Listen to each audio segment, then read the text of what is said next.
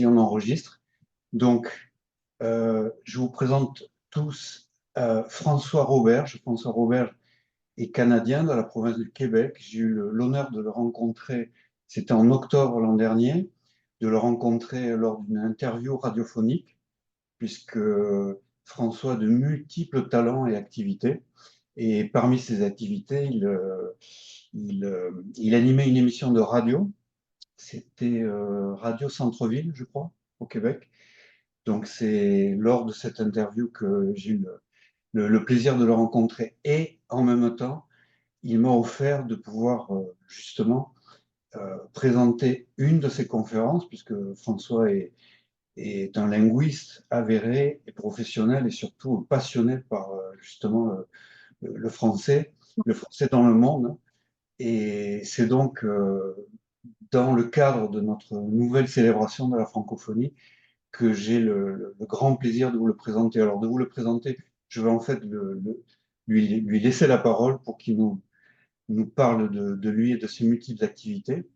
Et je rappelle le titre donc, de sa conférence, Le français au Québec, plus de 400 ans de survie et de défis.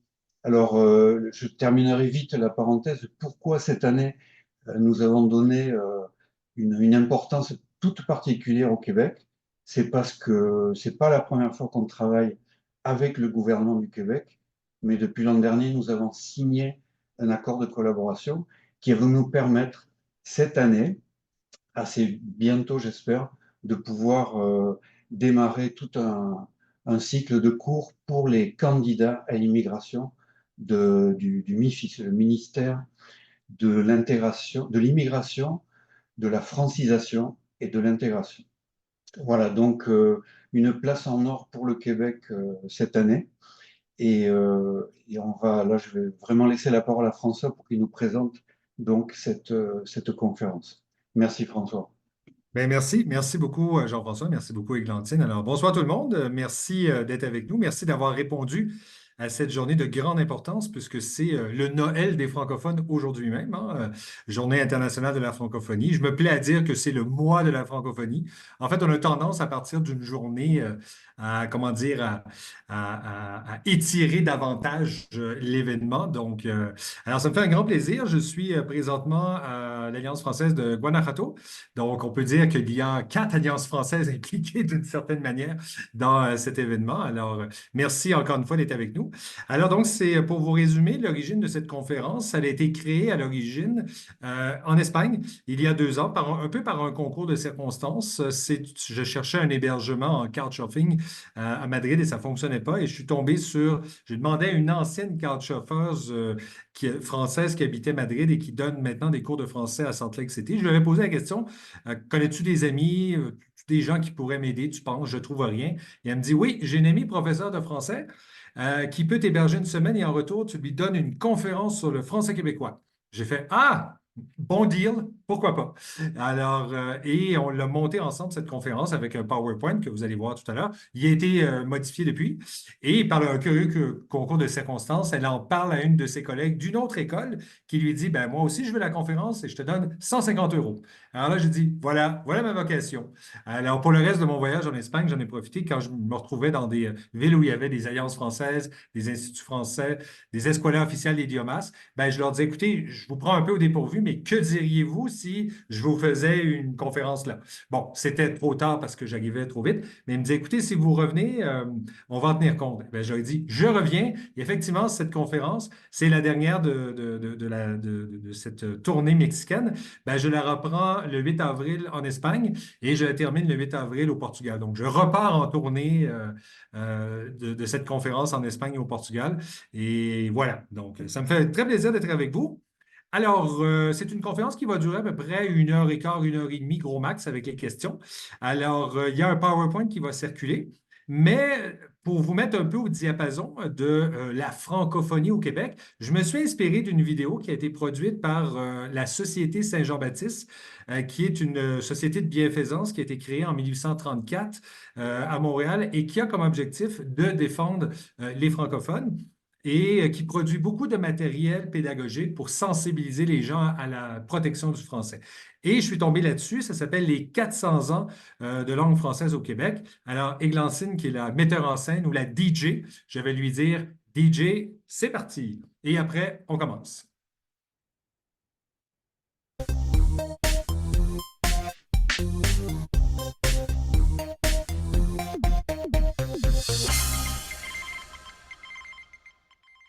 Depuis 400 ans, nous parlons français au Québec. Depuis 400 ans, nous nommons, avec cette langue et avec des emprunts aux langues amérindiennes, cet espace que nous habitons. Cet héritage, nous l'avons conservé contre vents et marées, parfois grâce à d'épiques batailles à travers notre histoire. Il en a fallu de l'audace et de la détermination aux femmes et aux hommes qui nous ont précédés. Au cours des 400 dernières années, nous avons appris à construire ce que nous sommes grâce à cette langue qui nomme ce qui nous entoure dans toutes les sphères, qu'elles soient familiales, culturelles, commerciales ou publiques. Au fil des années, de nombreux mouvements menés par la Société Saint-Jean-Baptiste ou autres organismes se sont battus pour que le français soit au cœur de nos vies. Il y a toujours eu une réelle volonté de vivre en français, chez nous, et de bâtir une société qui nous ressemble et qui nous rassemble.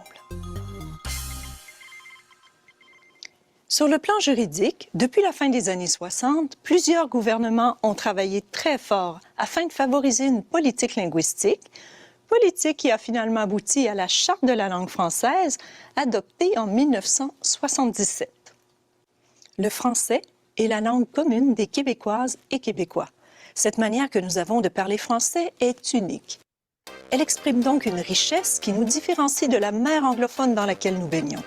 Cette particularité nous donne une valeur propre que remarquent et admirent les étrangers qui nous visitent.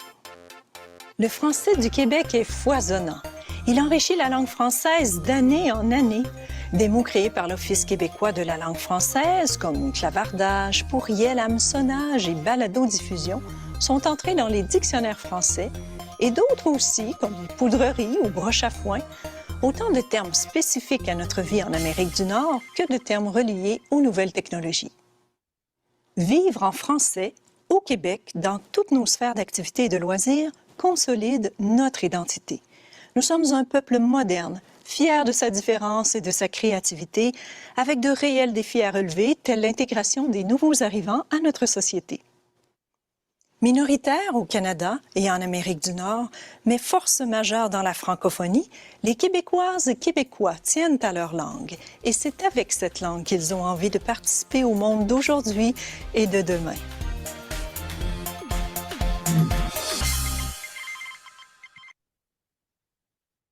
Et voilà. Bon, ben c'est parti. Alors, notre DJ Églantine Hauser, chaque fois que je vais lui dire maestro, ça veut dire première vignette. Donc, maestro.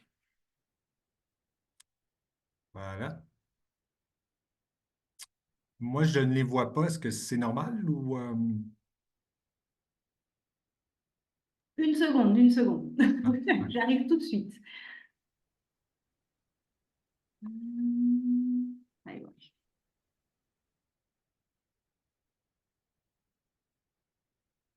voilà. OK, donc c'est parti. Alors, le français au Québec, plus de 400 ans de survie et de défis. Alors, le titre n'est pas banal, puisque le français au Québec existe à peu près, enfin concrètement, depuis 1534, donc depuis l'arrivée des premiers Français en Amérique. Mais quand on parle de survie et de défis, tout commence, en fait, ce combat pour la défense de la langue française commence plus particulièrement en 1763 après le traité de Paris, c'est-à-dire au moment où la France perd ses territoires en Amérique du Nord au profit de la Grande-Bretagne. Mais bon, partons du début. Alors, je l'ai intitulé ainsi parce que je suis quand même positif malgré tout. Nous sommes en mode survie parce que nous sommes minoritaires en Amérique. Hein, faut-il vous le rappeler, nous sommes 8,6 millions d'habitants, ce qui n'est pas beaucoup pour toute l'Amérique, 8,6 millions qui parlent français. Nous sommes le petit îlot francophone en Amérique du Nord et on se plaît bien à s'auto-surnommer le village gaulois. Puisque c'est vrai, nous sommes d'une certaine manière un village gaulois. Et tout ça entraîne beaucoup de défis et vous allez voir pourquoi. Maestro.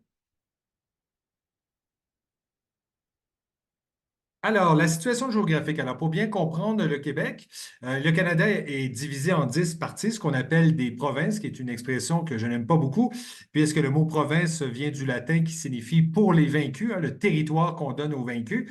Mais bon, c'est la triste réalité historique. Alors, le Québec est une de ces 10 provinces. C'est la plus grande province sur le plan territorial, donc sur le plan de la superficie, mais c'est la deuxième la plus peuplée. La plus peuplée étant l'Ontario, donc la province qui se trouve directement à l'ouest. Alors, sa situation géographique, en gros, nous sommes au nord-est du continent, ce qui veut dire qu'au nord du Québec, c'est le territoire du Nunavut, à l'est, donc Terre-Neuve et Labrador, l'île du Prince-Édouard, le Nouveau-Brunswick, à l'ouest, l'Ontario, et au sud, les États-Unis, donc ce qu'on appelle communément la Nouvelle-Angleterre, donc le Maine, le New Hampshire, le Vermont, l'État de New York, bref, tous ces États américains. Et pour l'anecdote, depuis 1989, depuis l'entrée en vigueur du traité de libre-échange, 80 des exportations québécoises sont dirigées vers les États-Unis. Alors, c'est vous dire l'importance des relations, même avec les États de la Nouvelle-Angleterre. À titre d'exemple, la délégation générale du Québec à New York est par définition la délégation la plus importante parmi les 33 représentations diplomatiques québécoises. Il y en a une à Mexico, il y en a une à Sao Paulo, mais sinon, il y en a 8 aux États-Unis. Mais si on les compare tous, les 33 dans le monde, la plus importante est celle de New York à cause du stock d'échange, si je peux ainsi m'exprimer, entre le Québec et ses voisins du Sud. La plus prestigieuse, par définition, c'est celle de Paris, mais ce n'est pas concrètement la plus importante puisque la France est le 4e partenaire économique québécois. Mais c'est quand même une relation très importante. Je vais vous en parler tout à l'heure, cette relation spéciale que le Québec et la France entretiennent. Donc voilà pour la géographie. Maestro? Alors, en chiffre, territoire de 547 km², ce qui fait à peu près un territoire 3 fois l'Espagne, 3 fois la France, à peu près, más o menos.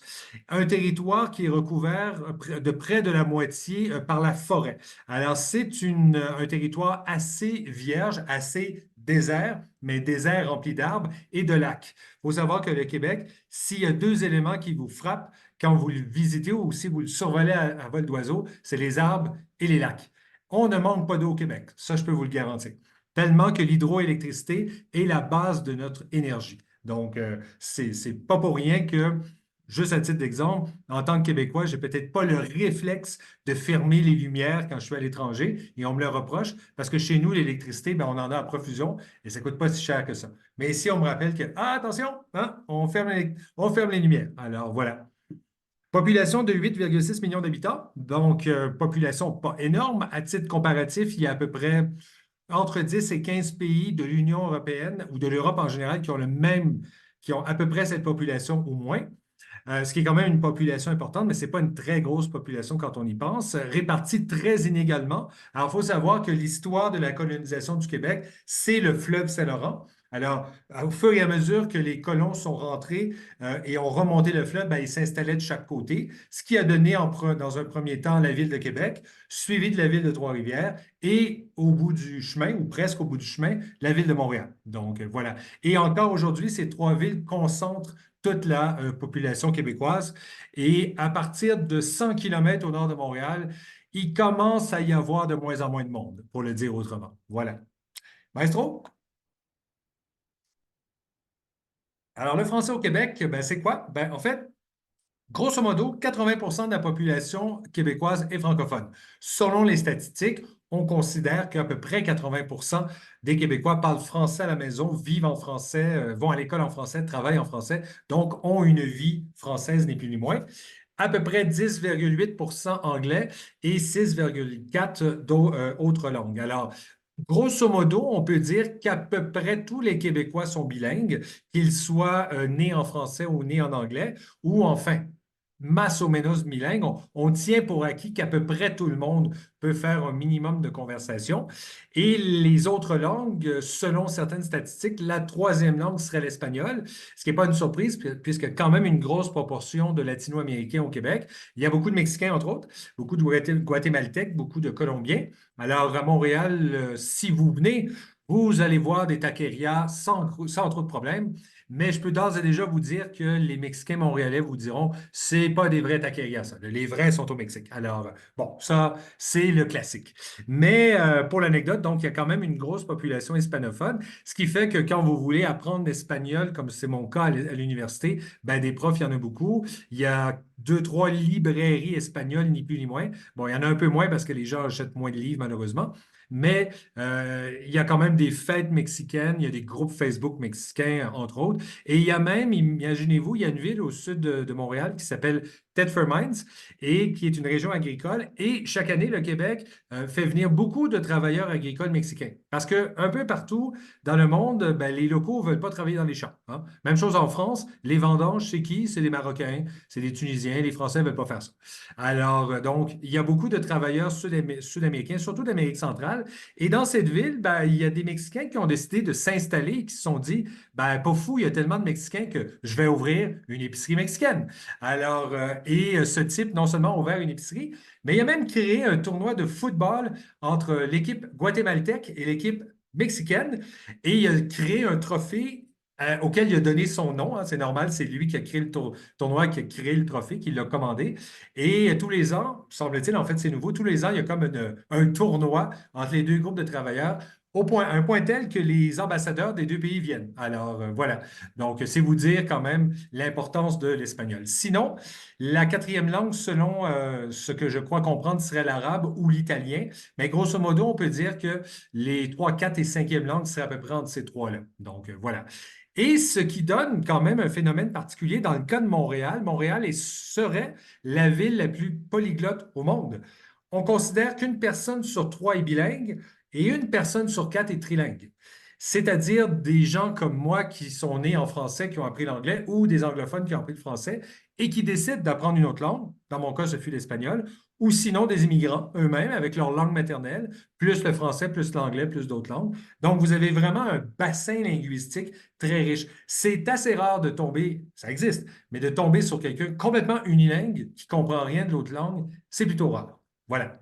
Bref, entre-temps, ben, le français, c'est la langue au Québec, la langue officielle au travail, des communications, du commerce et des affaires, ce qui fait donc que le Québec est un État français. En fait, c'est la France en Amérique du Nord, et je vais citer ce bon bougre de Charles de Gaulle qui disait c'est la réussite française en Amérique du Nord, et je suis d'accord avec lui. Maestro? Alors, les dates importantes, ben, vous en avez vu défiler dans la vidéo, mais je vous en rappelle quand même quelques-unes. Donc, 1534, Jacques Cartier qui fonde la Nouvelle-France et qui en prend possession au nom du roi de France. Par la suite, jusqu'en 1763, c'est la période de la colonisation française. Donc, beaucoup de bateaux partent de France pour venir coloniser le territoire, surtout de Saint-Malo, qui est le port de départ depuis la France. À partir de 1689, la bonne vieille tradition anglo-française de se battre en Europe se transporte en Amérique. Ah bon, je ne vous cacherai pas, si vous connaissez l'histoire, que de chaque côté de la Manche en Europe, on s'est toujours battu. Ben, en Amérique du Nord, chacun voulait, enfin, les Anglais ont voulu accaparer le territoire que les Français avaient accaparé eux-mêmes. Et à l'époque, le premier territoire français tel qu'on le connaissait, c'était le Québec et tout le Mississippi, jusqu'à la Nouvelle-Orléans. Et ce n'est pas surprenant, quand vous regardez sur la carte, vous avez plein de noms français. Saint-Louis, Louisville, Lafayette, la Nouvelle-Orléans, bel exemple. Quoi d'autre? Bâton Rouge, enfin, il y en a plusieurs. Tous ces patronymes français découlent du fait que ce territoire appartenait aux Français et y a été récupéré par les troupes britanniques. Et finalement, en 1759, la bataille décisive du 13 septembre à Québec, sur les plaines d'Abraham, les Français perdent contre les Anglais. Et 1763, signature du traité de Paris, et la France cède son territoire nord-américain à la couronne britannique. Plus tard, 1867, c'est la naissance de la Confédération, donc le Canada tel qu'on le connaît aujourd'hui est né juridiquement le 1er juillet 1867. Et donc, depuis ce temps-là, ben, le Québec fait partie du Canada, mais vous allez voir qu'il n'en fait pas exactement partie aussi. Je vais vous expliquer pourquoi. 1970, alors c'est des dates importantes. Il y a beaucoup de dates que j'aurais pu citer, mais celle-ci est quand même importante. C'est ce qu'on a appelé la crise d'octobre. Pendant les années 60, il y a eu un mouvement nationaliste au Québec avec des groupes de pression, voire des groupes clandestins qui faisaient des attentats, qui faisaient sauter des bombes. Et le gouvernement de Pierre Elliott Trudeau à l'époque a décidé d'imposer la loi sur les mesures de guerre pour stopper ces brigands. Ça voulait dire quoi? Suspension des libertés civiles. La police pouvait arrêter n'importe qui, sans mandat, sans consulter d'avocat et sans pouvoir parler à sa famille. Total, pendant 3-4 mois, 500 Québécois arrêtés sans mandat. Donc, ça a vraiment été une période très noire en octobre 1970 jusqu'au mois de janvier à peu près.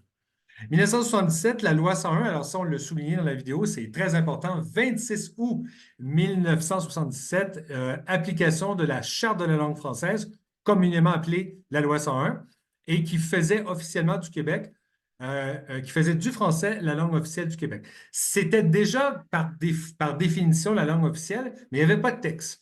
Ou du moins, il y en avait, mais ce n'était pas clair. Et là, il y a vraiment une loi qui a dit l'affichage doit être en français, le travail doit être en français, les communications gouvernementales. Bref, en tant que francophone, si on ne respecte pas votre langue à l'école, au travail, dans des commerces, vous pouvez vous plaindre et vous pouvez dire ces gens-là ne respectent pas la loi. Donc, voilà. Et 1982, rapatriement de la Constitution depuis le Royaume-Uni. Alors, grosso modo, c'était une entente constitutionnelle pour rapatrier le texte fondateur du Canada qui était toujours à Londres. Et le gouvernement de Pierre-Éliott Trudeau a voulu le rapatrier. Il a profité de l'occasion pour faire une réforme constitutionnelle. Et soudainement, alors que le texte devait être signé le lendemain durant la nuit, le texte a été changé et le Québec en a été exclu dans ses demandes. C'est ce qu'on appelait à l'époque la nuit des longs couteaux, le 4 novembre 1981, et ce qui fait qu'aujourd'hui, le Québec n'a pas signé la Constitution canadienne. Par définition, le Québec, quand même, fait partie du Canada à cause de traités antérieurs, mais il n'a pas signé la Constitution de 1982, qui a été officiellement signée en présence de la reine en avril 1982. Voilà pour les dates importantes. Il y en a d'autres. Il y a des dates plus dramatiques que je préfère ne pas citer.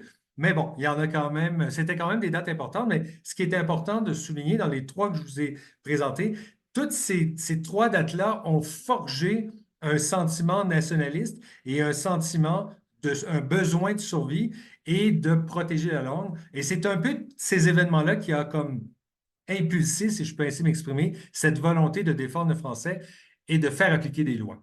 Voilà. Maestro? Alors, les principales villes, ben, deux grandes villes, Montréal et Québec.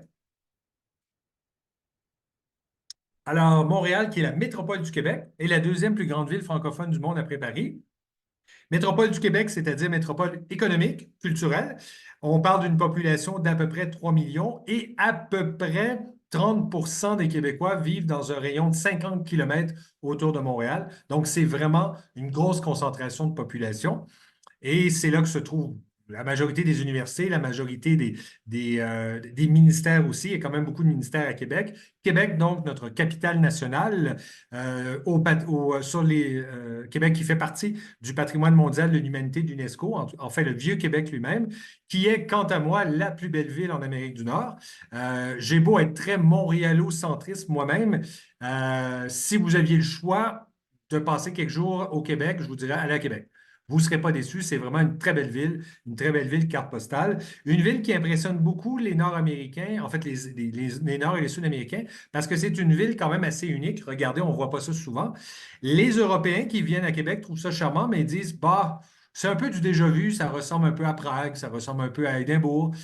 Donc, on connaît, c'est beau, mais ce n'est pas si différent de l'architecture, disons, classique européenne. Mais pour nous, Nord-Américains, c'est quand même notre fierté. C'est le berceau de la francophonie. C'est la première ville, une des premières villes construites en Amérique du Nord en 1608. Et l'île d'Orléans, pas très loin, c'est une île sacrée où ma famille et 6 autres familles s'y sont installées en 1679. Alors, il y a même une plaque qui le souligne. Donc, voilà. Donc, pour revenir à Montréal, je vous ai conté quand même un petit mensonge. Montréal, deuxième plus grande ville francophone du monde après Paris, c'est pas tout à fait vrai.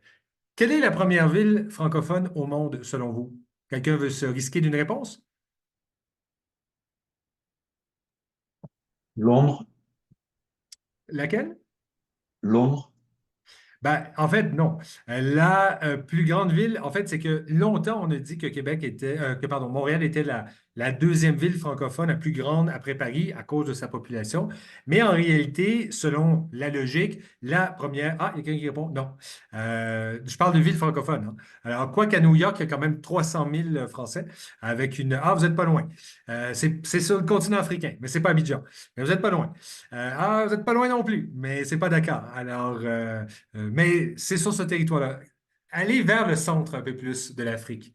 Donc, petit indice, les Jeux de la francophonie ont eu lieu là l'été dernier. Ça aurait pu être Alger. Alger est quand même c'est peut-être la troisième ou la quatrième, Alger. L'Algérie ne fait pas partie de l'OIF, mais quand même un pays francophone important. Mais sinon, là, je ne vois pas toutes les réponses. Non, mais je laisse une dernière chance, mais c'est en Afrique. Alors, dernière chance. Et vous, les professeurs, voilà, Kinshasa. Donc, pour l'anecdote, la République démocratique du Congo est le plus gros pays francophone au monde, 87 millions d'habitants. Bon, le français est la langue vernaculaire, ce n'est pas la seule, mais c'est quand même la langue vernaculaire. Et Kinshasa, par définition, est la plus grande ville francophone au monde. Et donc, Montréal serait concrètement relégué troisième. Mais on se plaît bien à dire deuxième parce qu'on est dans un État français. Mais bon, si on considère la francophonie au grand complet, 70 des francophones sont en Afrique. Et sans grande surprise, ben, le pays francophone le plus peuplé avec 87 millions, c'est quand même la République démocratique du Congo. Donc, Kinshasa, pardon, remporte la palme. Voilà. Et pour l'anecdote, vous avez Kinshasa et le Congo-Brazzaville de l'autre côté du fleuve. Et juste pour l'anecdote, c'est quand même deux pays membres de la francophonie. C'est les deux seuls pays au monde où les capitales ne sont séparées que par un cours d'eau, hein. Alors, les capitales se font face à face. C'est quand même assez étonnant, hein. Alors, vous vous dites, bon, est-ce qu'on ouvre absolument une ambassade de l'autre côté? Si ça coûte trop cher, on va juste louer un petit local pour avoir pignon sur rue, mais on va travailler chez nous dans notre pays. Alors, voilà. Mais c'est quand même surprenant qu'un pont sépare deux capitales, hein.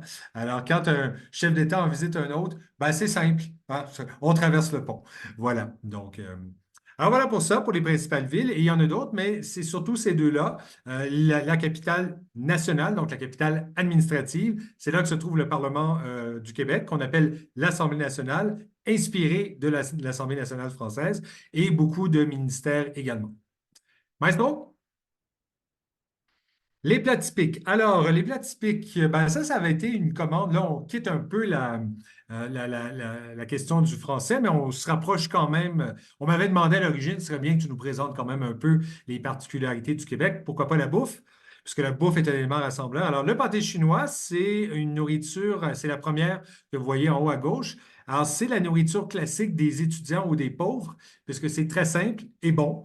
Ce sont des patates pilées, du maïs et de la viande hachée que l'on met, ben, en fait, qu'on prépare séparément et qu'on met dans le four une quinzaine de minutes et on mange tout et c'est très bon. Ben, enfin, c'est très bon. C'est correct, mais ça nourrit bien quand même. Mais c'est vraiment la nourriture de base. On a tous mangé du pâté chinois dans nos vies. Et dans à peu près toutes les cafétérias d'école, d'université, il y a toujours du pâté chinois parce que, bon, c'est simple et ça nourrit bien. La tourtière. Alors, la tourtière, c'est ce qui est à droite. Donc, c'est un pâté fait à la viande. Alors, c'est un peu notre tacos, si on veut, mais sous forme de tarte. Et c'est de la viande hachée, toutes sortes de viande, du porc, du bœuf, du poulet, du saumon, de l'agneau. Le principe, c'est de la viande hachée avec des légumes, avec une pâte croûtée, un peu comme une tarte qu'on met au four. Et la tourtière est un plat très hivernal et associé à Noël aussi. On en mange souvent à Noël. C'est comme un peu la nourriture qu'on mange en plein hiver quand il fait froid parce que ça réchauffe beaucoup. Et c'est un plat un peu dramatique en lui-même parce que la tourtière, le mot tourtière vient de la tourte. Et la tourte était un oiseau qui était présent en Amérique du Nord à l'arrivée des Français, mais un oiseau un peu naze, facilement attrapable. Et l'espèce est disparue, tout simplement parce qu'il se faisait attraper facilement et que la viande était bonne. Donc, on ne se souciait pas, on était loin du traité de Kyoto à l'époque. C'était facile, il fallait se nourrir, ben, on bouffait. Et malheureusement, il n'y a plus de tourte. Tout ce qui reste pour la mémoire, c'est la tourtière, mais une tourtière sans tourte, parce qu'il n'y a plus de tourte. Voilà, donc c'est tout ce qui reste. La soupe au pois, alors la soupe au pois, pour une raison que j'ignore, c'est un plat traditionnel québécois. Les Québécois aiment beaucoup manger de la soupe au pois. La tarte au bleuet, alors la tarte au bleuet, c'est intéressant. Le bleuet est un petit fruit bleu qui ressemble au raisin, mais beaucoup plus petit. qui, je crois, correspond aux myrtilles. Certains pensent que ce n'est pas exactement la même chose, d'autres disent que oui. Moi, je pense que c'est la même chose, mais il y a peut-être une petite nuance puisque c'est en Amérique. Mais bon, c'est un fruit qu'on trouve beaucoup au lac Saint-Jean, région au nord de Québec, à un point tel que, et on l'appelle bleuet parce que c'est bleu, à un point tel que les habitants eux-mêmes du Saguenay-Lac-Saint-Jean, on les surnomme des bleuets, justement, parce qu'ils ramassent des bleuets. Et les bleuets, ben, ça se ramasse facilement un peu partout. Et c'est traditionnel, des fois en famille, qu'on part, un peu comme on va ramasser des champignons en France, ben, parfois on ramasse des bleuets, on les nettoie et on fait des tartes aux bleuets. Et finalement, la non moins très célèbre poutine. Alors, quand ce PDF, quand ce PowerPoint a été créé, j'avais demandé quand même à l'Espagnol qui l'avait créé d'enlever la poutine parce que je déteste la poutine, mais je me disais, bon, c'est un peu inévitable, là. Alors, on va quand même en parler. Alors, la poutine, c'est quoi? Certains disent c'est votre plat traditionnel, c'est votre plat national. Et moi, de répondre, non, non, non, c'est notre junk food national, hein? C'est notre malbouffe nationale. En fait, c'est un tas de patates frites avec du fromage gruyère et de la sauce barbecue. Donc, c'est de la grosse bouffe graisseuse quand il fait froid. Quand vous venez de faire du sport, vous avez besoin de vous engraisser. Quand vous avez dansé toute la nuit, à la sortie des discothèques, c'est assez fréquent que les poutineries sont remplies parce que les gens ont faim, ils ont dansé et tout. Et il y en a partout. Et moi, j'aime pas ça parce que je suis très, très foodies et j'aime pas trop la poutine. En fait, je pense que j'ai peut-être goûté une fois ou deux, ça ne m'appelle pas. Mais il y en a partout. Et dans les guides du routard au Québec, on vous envoie toujours à la meilleure poutinerie. Mais avec le temps, certains l'ont adapté, ont rajouté d'autres types de fromages, la tome de Savoie, du camembert, changé un peu les patates, rajouté quelques légumes pour le raffiner un peu plus à un point tel que dans certains restaurants, on peut avoir une poutine de luxe. Ça reste de la poutine quant à moi, mais c'est de plus en plus populaire en Europe. J'étais curieusement à Strasbourg avec des Allemands qui bouffaient de la poutine et moi, je bouffais de la choucroute, hein. Voilà, on est rendu là. Donc, dans un restaurant de Strasbourg, pour vous dire. Alors, mais de plus en plus, on en trouve près des universités en France parce que, bon, c'est de la nourriture pas chère. Les étudiants qui n'ont pas beaucoup d'argent, ben, ils se ruent sur de la bouffe. Alors, il y a deux poutineries qui font très gros succès en France près de la Sorbonne, tout simplement parce que, bon, voilà, c'est pas cher et c'est rassembleur. Voilà, donc, mais c'est entre nous. Bon, je ne fais pas de commentaires, mais j'en mange pas. Maestro, alors, quelques activités, quelques traditions québécoises. Alors, la première à gauche, le Carnaval de Québec, qui est un vieux festival qui remonte, je crois, à la fin des années 50, des années 60. Alors, c'est notre Carnaval de Rio hivernal. Même principe, grand défilé, mais à moins 25. Bon, pour vous donner un exemple. Et c'est au mois de février, et ça dure, je crois, 2, 3 week-ends. Et c'est un événement très festif avec concours de sculpture sur glace. Le bonhomme carnaval que vous voyez là, qui est la mascotte avec sa ceinture fléchée, qui est la ceinture traditionnelle québécoise. C'est vraiment le vêtement traditionnel québécois. Là, les sculptures de glace, vous avez des concours de sculpture de glace. Vous pouvez même dormir dans l'hôtel de glace. Donc, passer une nuit dans l'hôtel de glace. Il n'y a pas de chauffage, mais c'est bien isolé puisque vous êtes coupé du vent. Vous dormez à peu près à 0 degré, mais bon, dans un manteau, pourquoi pas. Ça vaut la peine de l'essayer. Et c'est vraiment un vrai hôtel, là. Vous arrivez, puis il y a quelqu'un qui vous accueille, puis vous fait payer avec son gros manteau, et voilà. Et c'est un festival qui s'est modernisé avec le temps. Il y a des concerts extérieurs, il y a des DJ. C'est assez drôle de voir, par exemple, des raves, comme on dit en anglais, à moins 25 degrés. Les gens dansent parce qu'il faut qu'ils se réchauffent. Alors, si vous ne savez pas danser, c'est pas grave parce que vous avez des gros manteaux, puis on voit très bien que vous n'avez aucune aisance, mais c'est pas grave, il fait froid, puis on se réchauffe et c'est agréable. Alors, vous avez des jeux de lumière, ce genre de trucs. Donc, c'est un beau festival qui se déroule à Québec. On a un peu l'équivalent à Montréal qui s'appelle Montréal en lumière qui s'inspire du Carnaval de Québec, mais qui n'a pas de festivité avec un bonhomme et un défilé. La Fête nationale du Québec, donc 24 juin, c'est notre fête nationale, donc grande fête extérieure, des spectacles partout, un défilé un peu partout sur les rues à Montréal et à Québec. Et ça annonce par le fait même l'été, c'est le 24 juin, donc c'est tout de suite après le solstice d'été, le début des vacances, et c'est très festif, et c'est très agréable, et c'est jour de congé par la force des choses. Hockey sur glace, ben, c'est pas très compliqué. C'est la religion québécoise. Le hockey sur glace, c'est le sport national. Tous les Québécois ont joué au hockey dans leur vie. Tout le monde a pris un bâton de hockey dans sa vie et c'est vraiment le sport national à un point tel qu'on peut même changer des dates d'élection parce qu'il y a une finale de match. C'est déjà arrivé. Ou non, peut-être pas des élections, mais on avait changé un débat politique parce qu'on s'est dit non, non, on ne déplace pas un match de hockey, mais on déplace des politiciens. Alors, donc c'est notre sport national et pour l'anecdote, depuis le 1er janvier, il y a une nouvelle ligue de hockey sur glace féminine. Et il était temps, on l'attendait depuis longtemps. Il y a 6 équipes seulement. Et c'est un grand succès. Les amphithéâtres sont pleins. Il y avait comme un besoin, on avait l'impression qu'il y avait un besoin de renouveler le hockey sur glace avec beaucoup plus d'humilité. Les joueurs de hockey, comme les footballeurs, comme les Mbappé et Messi de ce monde, sont des rockstars pleins de fric et ils viennent jouer en Amérique en fin de carrière. Alors, donc, Messi en Amérique du Nord, bon, c'est parce qu'aucune équipe européenne ne veut finalement, pour l'anecdote. Mais on le voit, moi, j'ai suivi quand même les premiers matchs. C'est un succès, les amphithéâtres sont pleins. Beaucoup de petites filles vont voir des matchs et se disent, bon, ben moi, je vais être une joueuse de hockey. Et les salaires sont bons et c'est un succès. Les amphithéâtres sont pleins et on souhaite que ça se maintienne. Mais on sent qu'on avait un besoin d'un nouveau spectacle de hockey, celui qu'on connaît. Bon, les amateurs aiment, mais il y a comme un effet de surprise très agréable en voyant ce phénomène. Et finalement, la cabane à sucre. Donc, la cabane à sucre, c'est maintenant au Québec, c'est au printemps, c'est nos vendanges. C'est-à-dire que nous allons chercher de la sève d'érable pour faire de la tire et du sirop d'érable. Alors, le sirop d'érable, c'est vraiment un produit local qui n'est fait uniquement au Québec et un peu en Ontario. C'est un produit national brut dont on est tous fiers. Tout le monde a du sirop d'érable chez lui. Si vous aimez le sucre, c'est génial. Si vous êtes diabétique, surtout pas. La tire d'érable, c'est je ne sais pas trop comment ça fonctionne, mais c'est un gros morceau de sucre qu'on mange directement sur la neige. Et donc, c'est une grosse dose d'énergie. Et la cabane à sucre, qui est le lieu où on se rassemble pour goûter le sirop d'érable, pour manger avec du sirop d'érable, surtout des crêpes. Le sirop d'érable se prend avec les crêpes le matin surtout. Nous, les crêpes, c'est plus une nourriture du matin. Et ça entraîne des festivités, des danses, des spectacles. Et c'est bref, c'est à peu près pendant 3 semaines, mi-mars, mi-avril au printemps. Et après, c'est terminé, comme les vendanges finalement. Voilà, donc la cabane à sucre, c'est la période. Donc, je vois plein d'annonces dans Facebook, cabane à sucre organisée, blablabla. Donc, mais je suis au Mexique. Voilà. Maestro?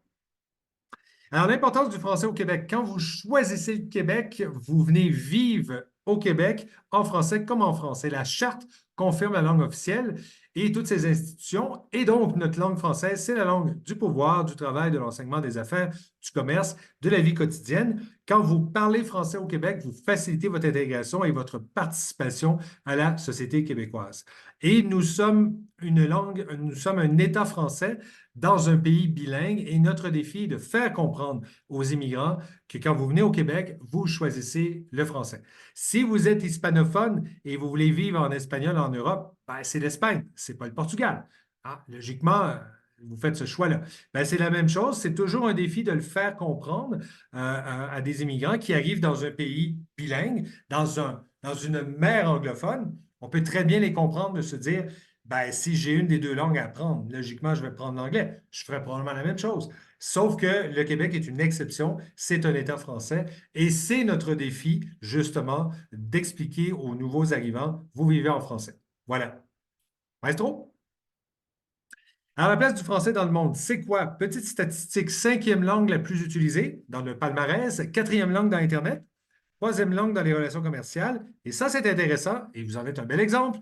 2e langue seconde la plus enseignée dans le monde. Hein? La première, sans grande surprise, c'est l'anglais. Et la deuxième, c'est le français.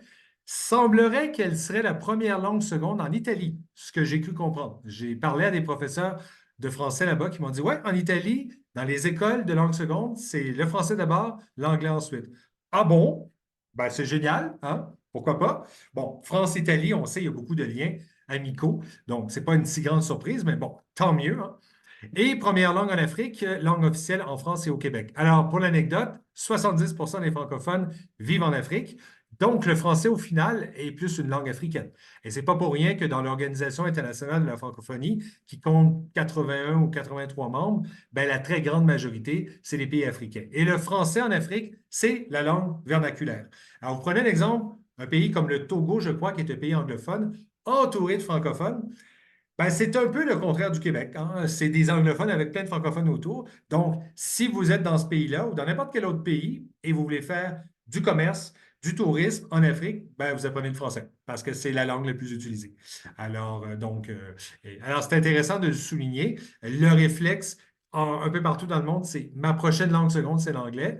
Mais en Afrique, si je reste sur le continent africain, ma première langue seconde, ben, c'est le français. Alors, parce que près de chez moi, un peu partout, ça parle français, où que vous vous trouvez. Voilà. Un petit mensonge ici, ou pas tout à fait une vérité, cinquième langue la plus utilisée, c'est pas tout à fait vrai. Il semblerait que le français soit descendu au septième rang parce que l'hindi est plus fort. Hein, l'Inde est le pays le plus peuplé au monde. Ça en fait, ça, des gens qui parlent, qui sont hindiphones. Et je crois que c'est une langue en Indonésie. L'Indonésie, je crois, est le sixième pays le plus peuplé au monde. Je crois qu'une langue là-bas dépasse le français aussi. Donc, mais bon, aux dernières nouvelles, ça reste quand même l'anglais la première et l'espagnol la troisième. Mais bon, on peut quand même dire que, bon, cinquième langue, ça va. C'est difficile de le compter parce que quand on pense à l'Inde, et quand on pense à la langue anglaise aussi, on inclut l'Inde, mais la langue anglaise en Inde, c'est la langue vernaculaire. Il y a à peu près entre 5 et 10 des Indiens qui tous les jours parlent anglais. Le reste parlent leur langue et l'anglais, c'est la langue d'usage des communications. Donc, c'est un pays anglophone, oui, mais pas tant que ça non plus. Alors, voilà. Maestro, suite de la place du français dans le monde. Alors, le français, pour vous dire son importance, langue officielle de l'Organisation des Nations Unies. Alors, il y a 6 langues à l'ONU. Le français, évidemment, en fait partie, ce qui n'est pas vraiment une surprise, compte tenu que c'est beaucoup l'inspiration française qui a donné naissance à l'ONU, qui s'est inspirée de la Société des Nations. Bon, c'est quand même beaucoup les Français qui ont lancé l'idée. Langue fondatrice et officielle de l'Union européenne, ça non plus, hein, c'est quand même Robert Schuman et ses amis qui ont lancé la communauté européenne du charbon et de l'acier, qui plus tard allait donner l'Union européenne en 1993. Et donc, la langue officielle et fondatrice, enfin, une des langues officielles et fondatrices naturelles de l'UE, c'est le français avec l'allemand. Langue officielle du Comité international olympique, effectivement, sans grande surprise, Pierre de Coubertin, fondateur des Jeux olympiques modernes, a laissé sa langue. Ce qui fait que dans tous les Jeux olympiques dans le monde, dans toutes les compétitions, le présentateur parle d'abord dans la langue locale, ensuite en anglais, ensuite en français, partout, dans tous les Jeux olympiques, toutes les compétitions, c'est une tradition. Et l'autre tradition, soit dit en passant, et je l'ai vérifié à Mexico, toutes les villes qui ont eu les Jeux olympiques doivent nommer par tradition une rue ou un endroit au nom de Pierre de Coubertin. Et il y a effectivement, semble-t-il, à Mexico, une ville qui porte ce nom, puisque les Jeux olympiques ont eu lieu à Mexico en 1968. Et à Montréal, quel hasard, la rue où se trouve le stade olympique s'appelle Pierre de Coubertin, ce qui est tout à fait logique quand on y pense. Et donc, langue officielle en France et au Québec, et langue des communications et du pouvoir au Québec, de la réussite professionnelle et sociétale. Voilà, donc le français est une langue mondiale et il faut en être fier. Maestro? Et au Québec, ben voilà, ça c'était la vidéo que je vous ai présentée tout à l'heure, donc on ne la fera pas jouer. Donc, si vous avez l'occasion, ben, vous avez le lien YouTube où vous tapez littéralement les 400 ans de la langue française au Québec. Et vous, gens de l'Alliance française, si plus tard vous reparlez du Québec, ben, je vous invite à la diffuser, cette vidéo. Il y en a plein, hein? Mais celle-là, je la trouve très bien faite, très bien structurée, très professionnelle. Vous pouvez tomber sur beaucoup de YouTubers qui en créent, mais bon, ce n'est pas toujours un succès, hein. Mais celle-là, c'est très, très bien, définit très bien notre situation linguistique et la réalité française au Québec. Maestro, alors avec tout ça, parlons justement de cette langue mondiale. Alors, je voulais vous présenter 5 leaders mondiaux qui s'expriment régulièrement en français, dont pour certains, on n'est pas surpris et pour d'autres, oui, pour vous dire l'importance du français. À commencer par le premier, Maestro. Alors, sans grande surprise, Antonio Guterres, donc secrétaire général de l'ONU. Alors, évidemment, si vous êtes à l'ONU, vous parlez français, c'est une condition sine qua non. Donc, Antonio Guterres, qui est portugais, qui vient d'une génération, ça m'a été confirmé par un eurodéputé portugais qui parlait français, qui a aujourd'hui 60 ans, qui disait, dans ma génération, on apprenait beaucoup, beaucoup le français au Portugal, mais maintenant, Ses enfants ne l'ont pas appris, mais à l'époque, c'était bien vu à l'université d'apprendre le français. Bon, ils étaient en Europe aussi, là, ça aidait. Mais Antonio Guterres fait partie de cette tradition-là. Et puis bon, s'il ambitionnait d'être à l'ONU, ben, il fallait forcément apprendre cette langue. Donc, Antonio Guterres, donc très bon locuteur. Ensuite, une autre leader, ça, c'est pas une surprise. Alors, Ursula von der Leyen, évidemment, donc la secrétaire générale de l'ONU, qui est allemande, qui elle aussi s'exprime très bien en français. Alors, encore une fois, quand vous pilotez une institution de l'Union européenne, ben, vous devez parler français. Par la suite, alors ça, c'est très intéressant, Maestro. Jodie Foster, alors elle, c'est quand même une belle histoire, Jodie Foster. Vous l'avez peut-être déjà entendu, mais ça vaudrait la peine de taper Jodie Foster dans YouTube en français. Jodie Foster, c'est assez exceptionnel. Vous l'écoutez et c'est une Française. Vous l'écoutez en anglais, c'est une Américaine. Vous l'écoutez en français, c'est une Française. C'est une des rares qui a un français parfait sans même vous douter qu'elle est américaine. Et c'est une belle histoire parce que sa mère, qui est allée à Paris avec sa fille, avait dit, ma fille, tu dois apprendre le français. Alors, elle a inscrit Jodie Foster au lycée français de Los Angeles. Donc, elle a fait toute sa scolarité dans les deux langues et elle est parfaitement bilingue et elle est elle-même très soucieuse du français. Elle en est très fière. Elle est une grande défenderesse du français et toutes ses entrevues pour les journalistes français à Cannes, c'est à Cannes à ce moment-là, elle les fait en français. Quand elle est allée à Cannes la première fois pour Taxi Driver, elle était adolescente, elle avait fait quelques entrevues, mais bon, c'était pas à la perfection, mais elle avait quand même fait des entrevues en français à 14-15 ans, ce qui est quand même pas rien pour une Américaine de Los Angeles. Donc, alors, Jodie Foster, c'est vraiment quelqu'un que j'admire beaucoup. Moi qui n'ai pas fan de cinéma, c'est comme une actrice où je fais yes! Non, pas yes, mais oui. Alors, merci Judy. Et c'est une femme qui... Et curieusement, ça ne lui a pas vraiment donné de rôle en France, ou peut-être qu'elle exigeait trop cher aussi, je ne sais trop. Mais elle est très aimée en France parce que, bon, elle en fait toutes ses entrevues en français. Elle est vraiment une Française pour le commun des mortels. Par la suite, alors, beaucoup de rockstars dans le monde, sans qu'on le sache, s'expriment en français. Donc, Bruce Dickinson, chanteur d'Iron Maiden, toutes les fois où le groupe est à Montréal, Bruce Dickinson s'est exprimé en français entre deux chansons. Et il n'est pas le tout seul, il n'est pas le seul. Il est très francophile lui-même. Là, c'est pas une surprise aujourd'hui puisqu'il habite, semble-t-il, en France maintenant. Mais Mick Jagger fait la même chose. Bono de U2 fait la même chose. Moi, j'ai vu Peter Gabriel au Québec et il s'exprimait en français entre les chansons. Madonna fait pareil. Mais c'est assez éloquent. Il y a des entrevues de Bruce Dickinson en français. J'en ai même vu de Mick Jagger en français. Mais Mick Jagger sait parler français depuis longtemps. Et pour l'anecdote, il a un château en France dans la région de Blois.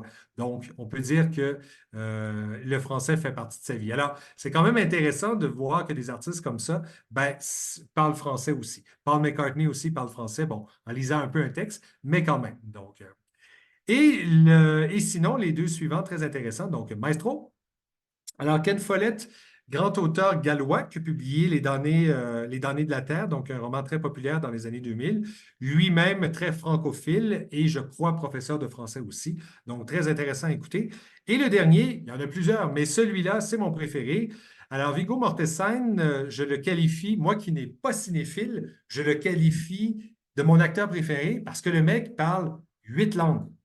8 langues.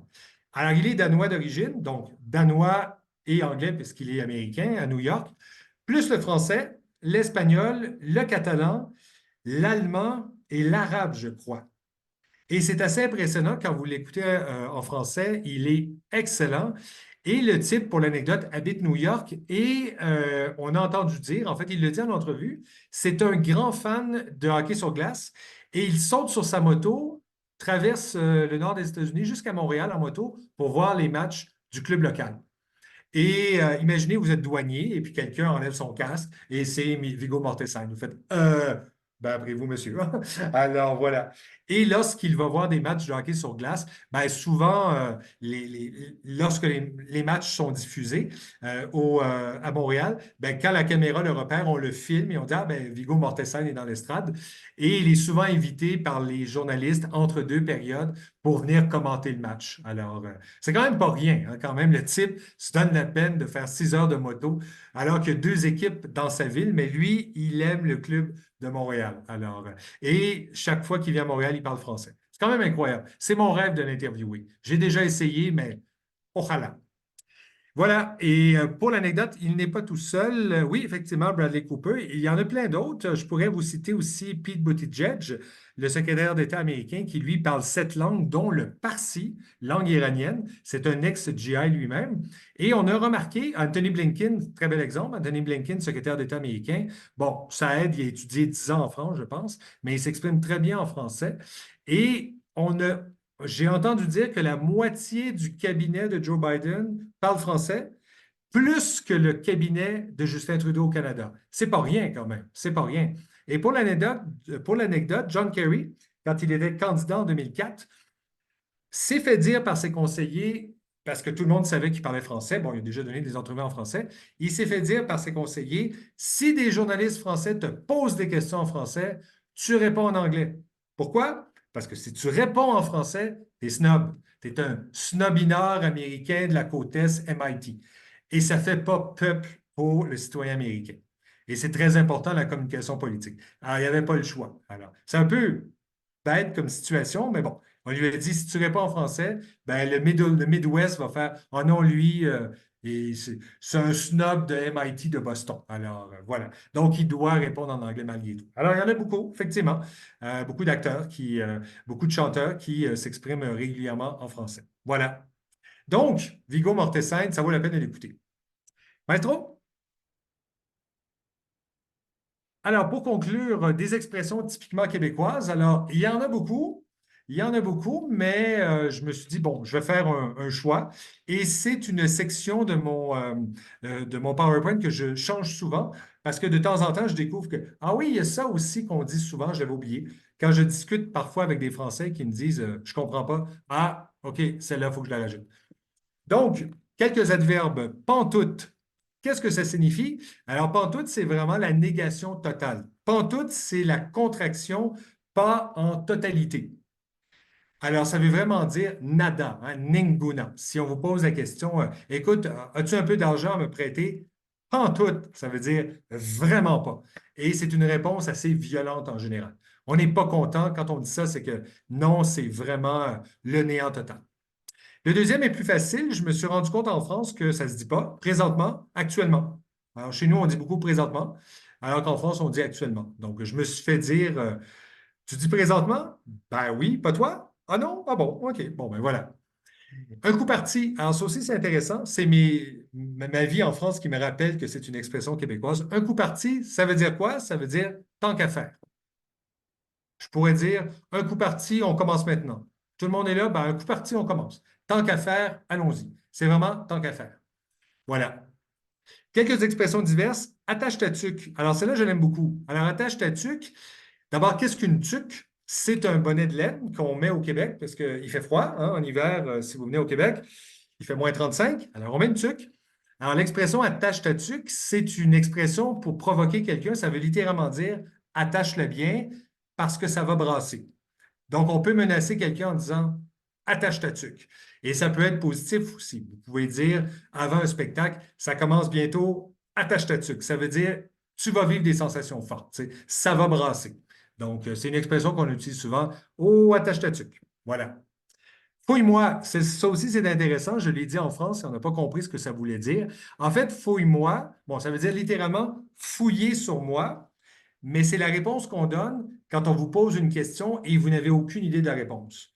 Quelqu'un vous dit, pose n'importe quelle question et vous n'avez aucune idée, vous dites, hey, fouille-moi, c'est-à-dire cherche sur moi-même, je n'ai pas trouvé la réponse. Alors, c'est vraiment une expression un peu étonnante, mais quand vous entendez quelqu'un dire, fouille-moi, j'ai aucune idée, fouille-moi. Donc, ça veut vraiment dire, tu poses la question à la mauvaise personne, je ne comprends que dalle. Voilà. Tire-toi une bûche. Alors ça, c'est intéressant. Et c'est vraiment une expression intéressante parce qu'à l'origine, c'est une expression littérale qui est devenue une expression figurée. Alors, une bûche, bon, une bûche, c'est carrément un morceau de bois qu'on a coupé. C'est une expression de bûcheron. Sur les chantiers de bûcherons, puisqu'on n'avait pas de chaise, quand on s'assoyait pour discuter, pour manger, pour bivouaquer, ben, on prenait une bûche et on la déposait au sol et on s'assoyait dessus. Quelqu'un arrivait, on lui disait, ben, tire-toi une bûche. Alors aujourd'hui, quelqu'un arrive dans une salle, vous lui dites, ben, assis-toi, tire-toi une bûche. Ça veut dire, prends-toi une chaise et viens t'asseoir avec nous. Donc, et c'est vraiment une expression très imagée. Vous êtes sur une terrasse à Montréal, vous voyez un ami, Hey, tire-toi une bûche! Hey, viens prendre un verre, tire-toi une bûche. Donc, prends une chaise et assis-toi. Alors, j'aime bien cette expression.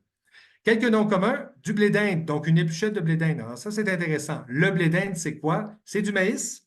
Et pourquoi blé d'Inde? Parce que les premiers Français, pas que, mais tous les explorateurs arrivés en Amérique, incluant Christophe Colomb, ont tous pensé qu'ils étaient en Inde parce qu'ils cherchaient le passage vers les Indes.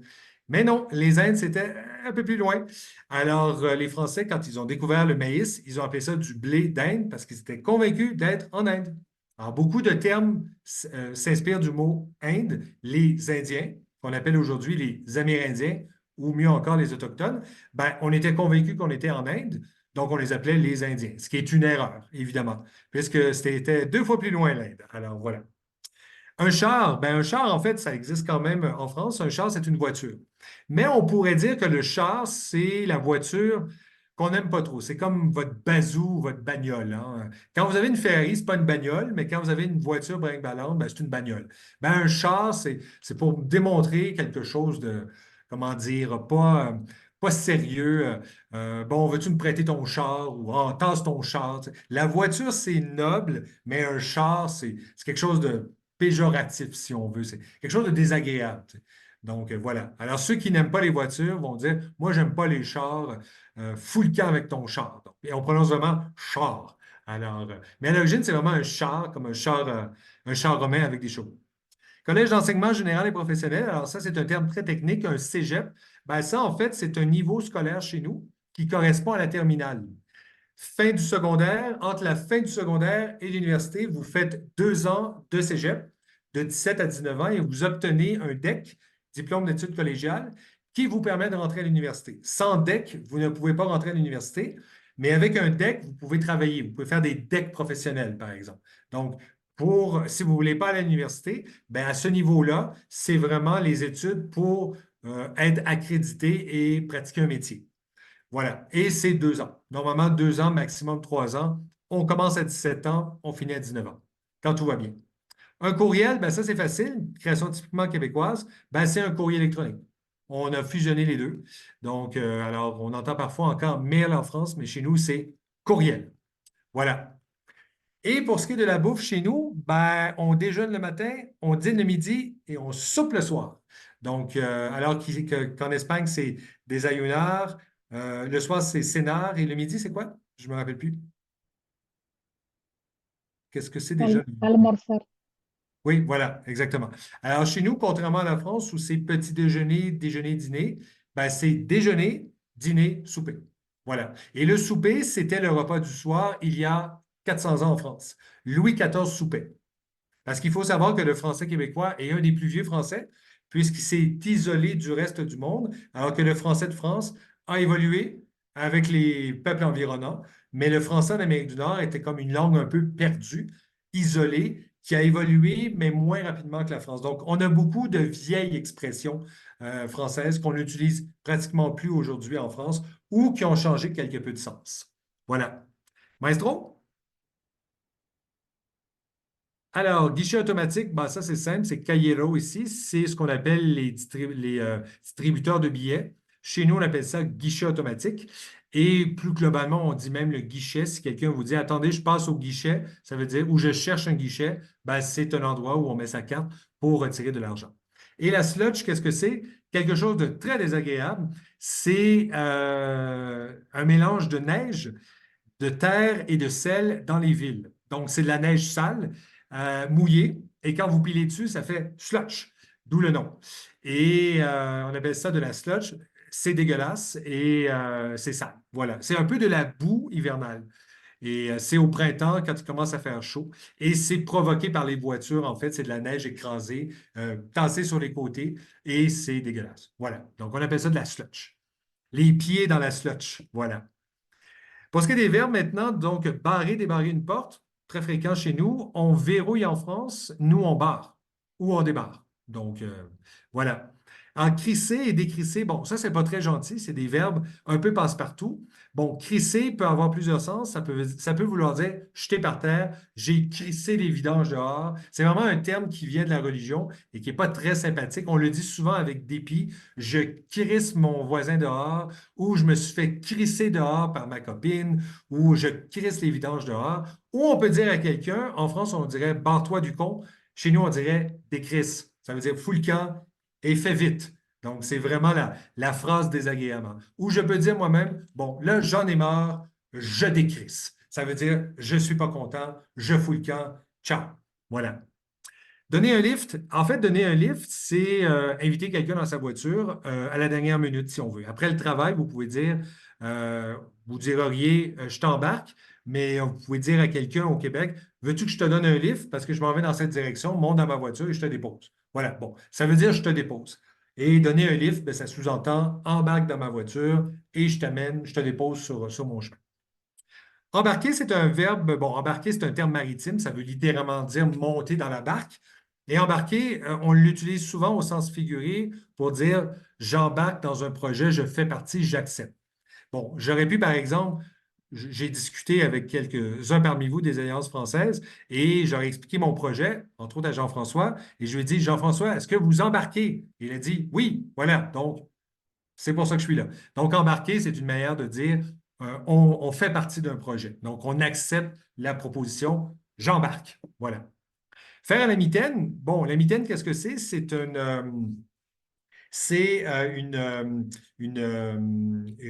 un gant qu'on se met autour de la main sans qu'il y ait des doigts. Donc, c'est vraiment une espèce de moufle.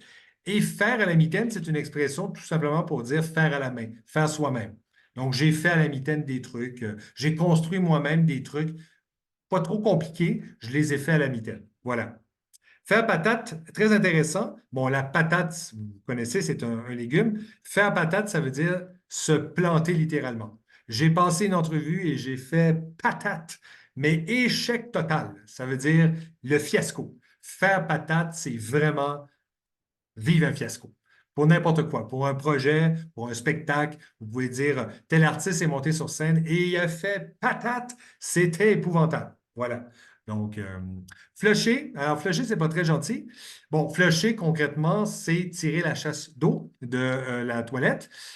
Et flusher quelqu'un, ça veut littéralement dire s'en débarrasser. On peut dire je flush, j'ai flushé des amis de Facebook, je me suis fait flusher par ma copine ou j'ai flushé ma copine. Ça veut dire je me suis débarrassé de toi, casse-toi, je te flush. Ça veut dire je te jette aux poubelles d'une certaine manière. Donc, ça se dit beaucoup, c'est pas sympa, mais ça dit tout. Si vous vous faites flusher, ça va mal. Alors, on peut dire ah, je suis malheureux, je me suis fait flusher par ma copine, elle m'a jeté dehors, ça a été la coupure dramatique. Gosser après quelque chose, gosser, c'est un terme passe-partout, ça veut dire manipuler sans résultat. Je vous dirais, écoutez, là, j'essaie de fermer ma bouteille, là, je gosse après, ça ne marche pas. C'est vraiment un terme pour dire manipuler quelque chose, mais sans aboutir. Je peux être assis devant mon ordinateur et on me dit, qu'est-ce que tu fais? Bah, pas grand-chose, je gosse sur Internet, je fais rien de sérieux, je gosse, tout simplement. Soit que je gosse, je fais rien, ou je gosse après quelque chose, là, je fais rien d'intelligent. Donc, c'est vraiment un verbe qui signifie pas faire grand-chose, finalement, de concluant. Alors, jaser, c'est intéressant, c'est un vieux verbe français. Et on l'utilise beaucoup aujourd'hui pour dire, par exemple, dans une tertulia, jaser, c'est discuter entre amis. C'est pas sérieux. On jase. Hein. Tire-toi une bûche, on va jaser. Bel exemple. On discute de tout et de rien. Quand on est en entreprise, on ne jase pas, on négocie. Mais entre amis, on jase. On discute de tout et de rien. Comment ça va? Comment va ta femme, tes enfants? Blablabla. Il semblerait qu'en France, jaser veut dire parler dans le dos de quelqu'un. J'ai cru comprendre que ça a un autre sens. Bon, chez nous, on dirait bitcher. Ça veut dire la même chose, mais je comprends que quand j'utilisais le mot jaser en France, on ne me comprenait pas, mais j'ai compris que, ah, OK, c'est pas tout à fait le même sens. Donc, jaser, discuter entre amis sans trop savoir de quoi on parle, quoi. Voilà. Se faire torcher. Alors, torcher, c'est intéressant. Bon, torcher, ça veut dire nettoyer. Alors, concrètement, quand on dit qu'on torche quelqu'un, c'est qu'on le nettoie. Donc, on torche des bébés. Changer la couche, ça veut dire le torcher.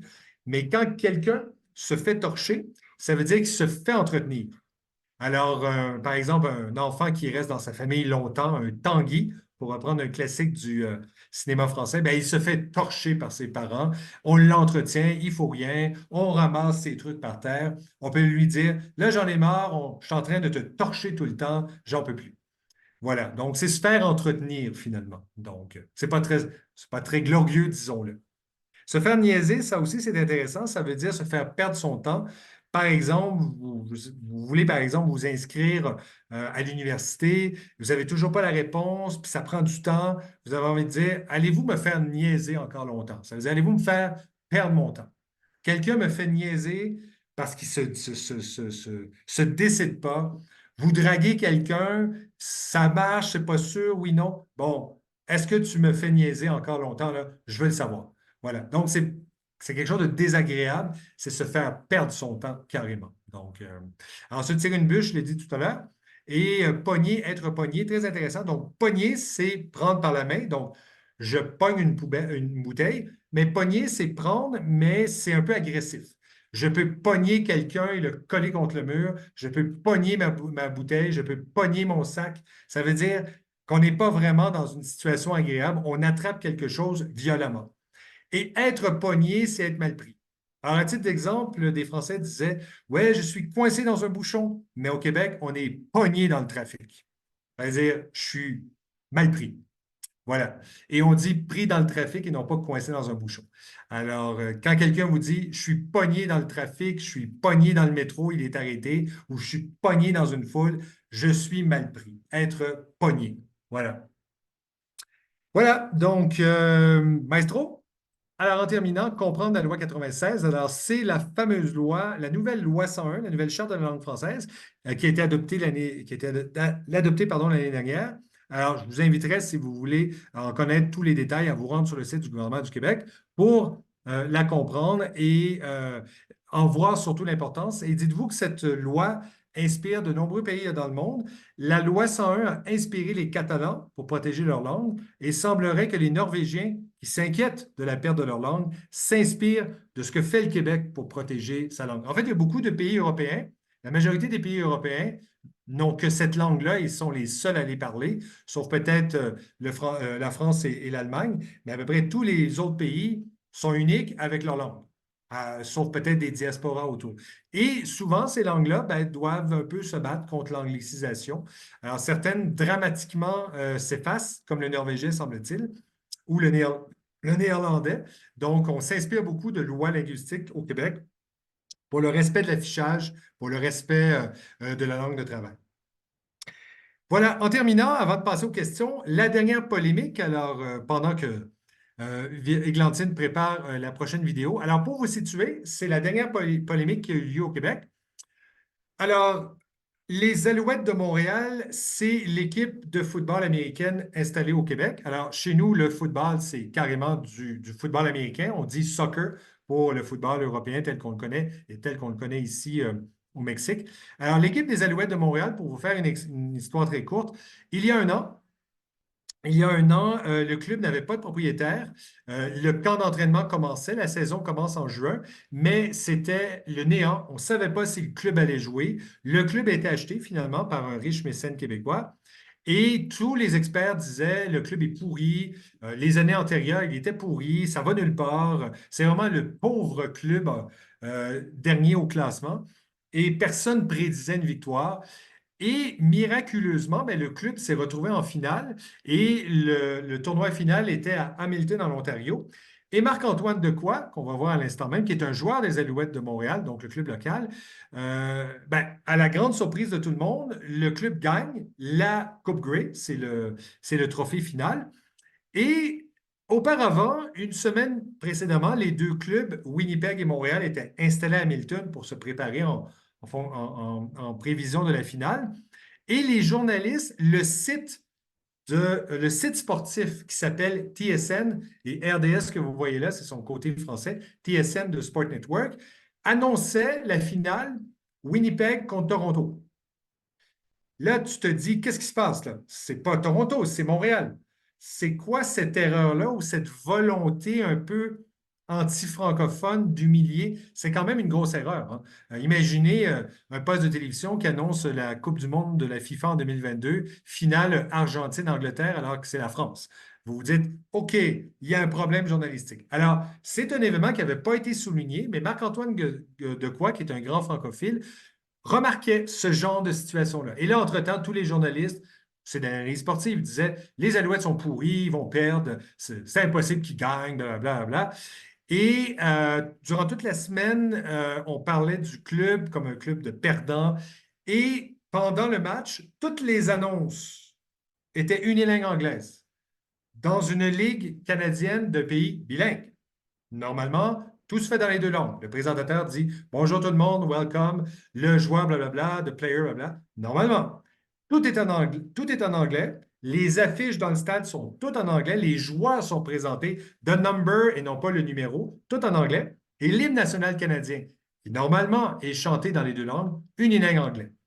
Ce joueur qui gagne en a profité dans sa joie pour exprimer sa colère. Alors, ce qui est surtout drôle, c'est que le match est fini, c'est un dimanche soir, les Alouettes gagnent, victoire miraculeuse.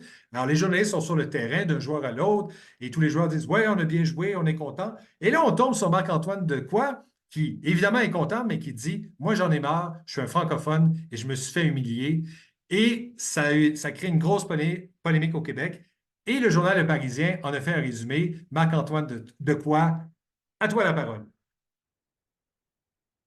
Une victoire, une déclaration fracassante et le débat sur la place de la langue française est de retour au Canada. Ils n'ont jamais cru en nous, man. Tu regardes partout, c'est écrit en anglais. Mais tu sais quoi, man? Gardez-le, votre anglais. Parce qu'on va rendre ce complot, puis on va ramener à Montréal, on va ramener au Québec, puis on va ramener chez nous. Parce qu'on est fucking champions. Let's go! Bon, du coup, on va peut-être passer sur le let's go en anglais. Tout juste vainqueur du championnat canadien de foot US avec les Alouettes de Montréal, Marc-Antoine Dequoy a mis en lumière la frustration des Québécois avec son Gardez-le, votre anglais! au point d'en devenir un symbole de la lutte pour la protection de la langue française au Québec. Alors il est rapidement devenu un mème et a aussi inspiré d'autres athlètes comme le combattant québécois de MMA, Olivier Aubin-Mercier. Je peux parler un petit peu en français. Ils peuvent le garder leur anglais, eux autres. Mais... Et ça a eu tellement d'écho dans la société québécoise que même les politiques s'en sont mêlés, à l'image du ministre québécois de la langue française Jean-François Roberge, appartenant au parti de centre-droit nationaliste au pouvoir, Coalition Avenir Québec. La Ligue canadienne de football fait partie d'un pays qui se veut bilingue, qui se dit bilingue. Il faut respecter les Québécois, il faut respecter la langue française. Je pense que le joueur québécois M. Dequoy a bien fait de s'exprimer comme il l'a fait, puis de dénoncer ce qui devait être dénoncé. Le ministre a d'ailleurs déposé une motion pour que le français soit respecté dans les ligues sportives. Alors les médias se sont aussi emparés de cette déclaration. Le Journal de Montréal parle de joyeuse colère, un oxymore qui fait référence à la révolution tranquille des années 60, à l'origine notamment d'importantes réformes au Québec, une révolte amorcée notamment par le hockeyeur Maurice Richard, qui militait pour le respect des francophones au Canada. Deux sportifs québécois qui font la promotion de la langue française, la comparaison est vite faite. Une sortie qui a donc un peu dépassé Marc-Antoine Dequoy, qui a tenu à s'exprimer à froid pour préciser sa pensée. Ce qui est important, je pense, pour moi, c'est que le fait, c'est que la protection de la langue française, je vois pas ça comme un enjeu politique, je vois ça comme un enjeu de société. Oui. Puis, peu importe c'est quoi tes convictions politiques, je pense que c'est important de juste pouvoir préserver ça. Puis en tant que société, je me dis, c'est là-dessus que je me positionne. Bravo. En tout cas, Marc-Antoine Dequoy est devenu une vraie star au Québec et il aura mis un coup de projecteur, un peu malgré lui, sur la question du français au Canada. Mais tu sais quoi, man? Gardez-le, votre anglais! Et voilà, alors je peux vous dire que ça a eu un effet monstre, surtout qu'on ne s'attend pas nécessairement à ça après une victoire sportive. En général, les athlètes disent oui, on est content, on a bien joué. Mais lui, il en a profité pour dire OK, j'ai bien joué, je suis content, mais il y a quelque chose qui ne tourne pas rond et je vais vous le dire à la caméra. Alors, pas besoin de vous dire que ça a fait la tournée au Québec partout. Et évidemment, ça a fait plaisir à beaucoup de monde comme moi en se disant ben, il était temps. Il était temps que quelqu'un, à un moment donné, finisse par le dire. Voilà.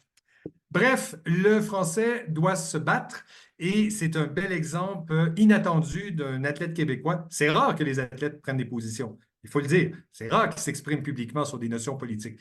Et il le fait, et chapeau, parce que le français est en mode survie. J'ai même envie de vous dire qu'il est aux soins intensifs, mais on se bat pour qu'il survive par des lois et par des actions concrètes. Alors, en conclusion, je vous dirais, j'essaie d'être positif et je me dis venceremos. Merci tout le monde.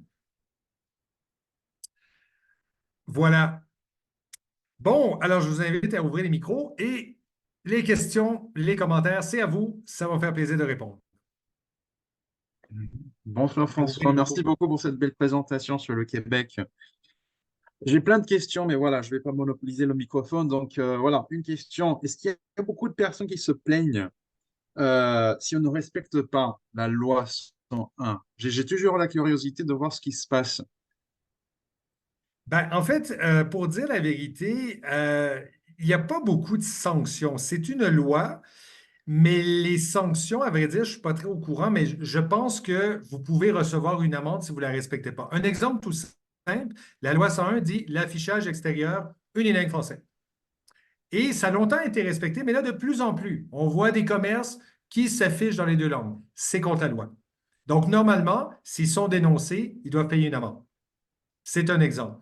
Mais on voit que ce réflexe d'écrire dans les deux langues revient, et c'est ça qui est inquiétant. Alors, ça, c'est un exemple. Mais c'est surtout en matière de langue d'affichage. À l'origine, la loi 101 visait beaucoup l'affichage. Auparavant, tout était écrit en anglais dans un pays francophone, et l'idée, c'était de redonner un visage français. Donc, de changer les insignes et leur donner un nom français. Des raisons sociales, c'est différent, mais il y a quand même certaines raisons sociales anglophones qui ont modifié leur nom pour justement mieux attirer l'attention des Québécois, ce qui est quand même normal aussi, hein. Alors, dans un pays, quoi qu'aujourd'hui, McDo n'a pas changé sa raison sociale, là, puis il y a des McDo partout, là. Mais bon, sinon, vous avez quand même quelques commerces qui ont adopté leur nom au Québec pour justement avoir une meilleure clientèle. Mais ils sont rares. Merci. Je t'en prie. D'autres questions? Gênez-vous pas, Oui, hein? Tous les commentaires j'ai sont les bienvenus. j'ai une petite question de grammaire. C'est quelque chose qui m'a toujours surpris dans le français du Québec. Et comme vous êtes linguiste, peut-être que vous allez pouvoir répondre du coup. D'où vient le fait d'utiliser le double sujet dans Ouais, je une le question? Par savais. exemple, tu penses-tu, ce genre de Voilà. choses qu'ils utilisent aux Québécois que j'ai jamais Voilà. compris pourquoi. Moi non plus. Ah En bon? fait, oui, c'est vraiment une. En fait, j'ai jamais su vraiment, moi non plus, pourquoi tu veux-tu au lieu de veux-tu. C'est comme pour insister davantage. Je crois que c'est un peu comme l'équivalent. En espagnol, il n'y a pas de sujet. Si je dis yo, ça veut vraiment dire moi, pas vous. Ben, c'est un peu la même chose. C'est pour insister surtout sur la personne qui est concernée. Mais c'est pas fréquent pour tous les verbes. Mais effectivement, tu veux-tu ou tu m'aimes-tu. Même une chanson très célèbre de Richard Desjardins un chanteur québécois qui s'appelle Tu m'aimes-tu, justement. Alors, moi non plus, j'ai toujours été étonné de ça. J'ai réalisé plus tard que c'était quelque chose de typiquement québécois. Alors, mais en gros, c'est pour insister, tout simplement. C'est comme le moi, personnellement, je. C'est un pléonasme très solide, disons-le. Ensuite, question, intervention? Oui? Est-ce qu'il y a un lien de Écoutez, j'ai plein de parenté questions. entre... Mais je laisse Jean-François, pardon. Non, Ariel, une seule. Est-ce qu'il y a un lien de parenté entre l'actuel président Justin Trudeau et le Trudeau que vous avez mentionné dans les années 70? Oui, c'est son père. D'accord. Merci. Voilà. Et le père et le fils, ben, le fils, pour dire, bon, Justin Trudeau, l'actuel premier ministre, c'est le fils de Pierre-Éliott Trudeau. Et Justin Trudeau, concrètement, en a rien à foutre du français, hein. Un événement comme celui-là qu'on a vu à la Coupe Grey, c'est quand même une coupe canadienne, hein. C'est un événement purement canadien, c'est un tournoi canadien. Et la langue française, langue nationale, officielle du Canada, est bafouée. Aucune réaction, ni de sa part, ni d'autres politiciens canadiens. Politicien québécois, oui, mais lui, jamais il ne s'indigne du recul du français. C'est quand même incroyable. Alors, mais je ne suis pas surpris, c'est dans son idéologie. Oui? Et Oui, d'accord, Olivier? d'ailleurs, pour Ah, rester pardon, sur les oui? liens, pardon, pour rester sur les liens de parenté, vous avez un lien de parenté avec Non. la personne qu'on a Non. vue dans la vidéo, de la langue française, le secrétaire d'État, je sais plus quel était son Non, nos patronymes se ressemblent, mais pour l'anecdote, nom. mon vrai nom, c'est Jean-François, mais non, c'est quand même un hasard, là, mais on a pensé, ah, vous êtes le ministre de l'Éducation? Non, ben, je suis pas loin de ces idées pour le français, j'entends, mais c'est pas moi. Donc, voilà. Oui, Julie, il n'a pas encore posé de question? Oui, bonjour, Julie de San Diego. Donc, on a été invité, je remercie, par Jean-François. Voilà, nous sommes les frontaliers. Donc, moi, c'était plus par rapport à la crainte, en fait, du déclin de la langue française. Notamment, vous l'aviez expliqué pour Antonio Guterres, qui lui a appris le français au Portugal, et puis finalement, il le fait pas forcément pour ses enfants. Euh, Ou ses et j'ai enfants été veulent pas, là. surprise, j'ai eu la chance d'aller à Montréal et Québec l'année dernière. Et à Montréal, en fait, au moins la moitié de la ville nous parlait en anglais quand on rentrait Ouais, dans les restaurants, etc. Donc, je voilà. suppose que vous avez une problématique aussi malgré la loi 101. Ouais. On nous Vous sort venez tout. l'argument pénurie de personnel. D'accord, mais s'il y a une pénurie de personnel au Mexique et je ne parle pas espagnol, ben, on ne m'engage pas. Hein? Bon. Alors, c'est toujours ce qu'on entend, pénurie de personnel, on engage des jeunes qui viennent d'ailleurs au Canada et supposément que tout le monde, parce que tout le monde est bilingue, on devrait embarquer. Moi, je peux répondre en anglais, mais c'est une manière de dire que le français n'est pas important. Et on le voit de plus en plus dans certains commerces, vous vous faites accueillir en anglais, ce qui n'était pas le cas il y a 10 ans. Et ça, c'est très inquiétant. Et ça sort souvent dans les nouvelles. Vous avez une chaîne de restaurants qui s'appelle Tim Hortons, qui est une chaîne de restaurants de petit déjeuner le matin où on attrape son café, des beignes, des croissants, bon, comme on en trouve ici partout dans les gares, par exemple, d'autobus. Et cette chaîne a engagé des unilingues anglais. Et il y a eu beaucoup de plaintes, même dans des villes francophones. Sorry, I don't speak French. Et moi-même, je l'ai testé. À un moment donné, je suis passé devant un Tim Hortons. Je me suis dit, tiens, je vais rentrer, pas pour commander, je vais poser une question naïve. Où est la rue? La rue qui était à côté, comme si j'étais un touriste. Et le type me dit, ah, you want to order something? Non, non, où est la rue telle? Sorry, what do you mean? Où est la rue XYZ?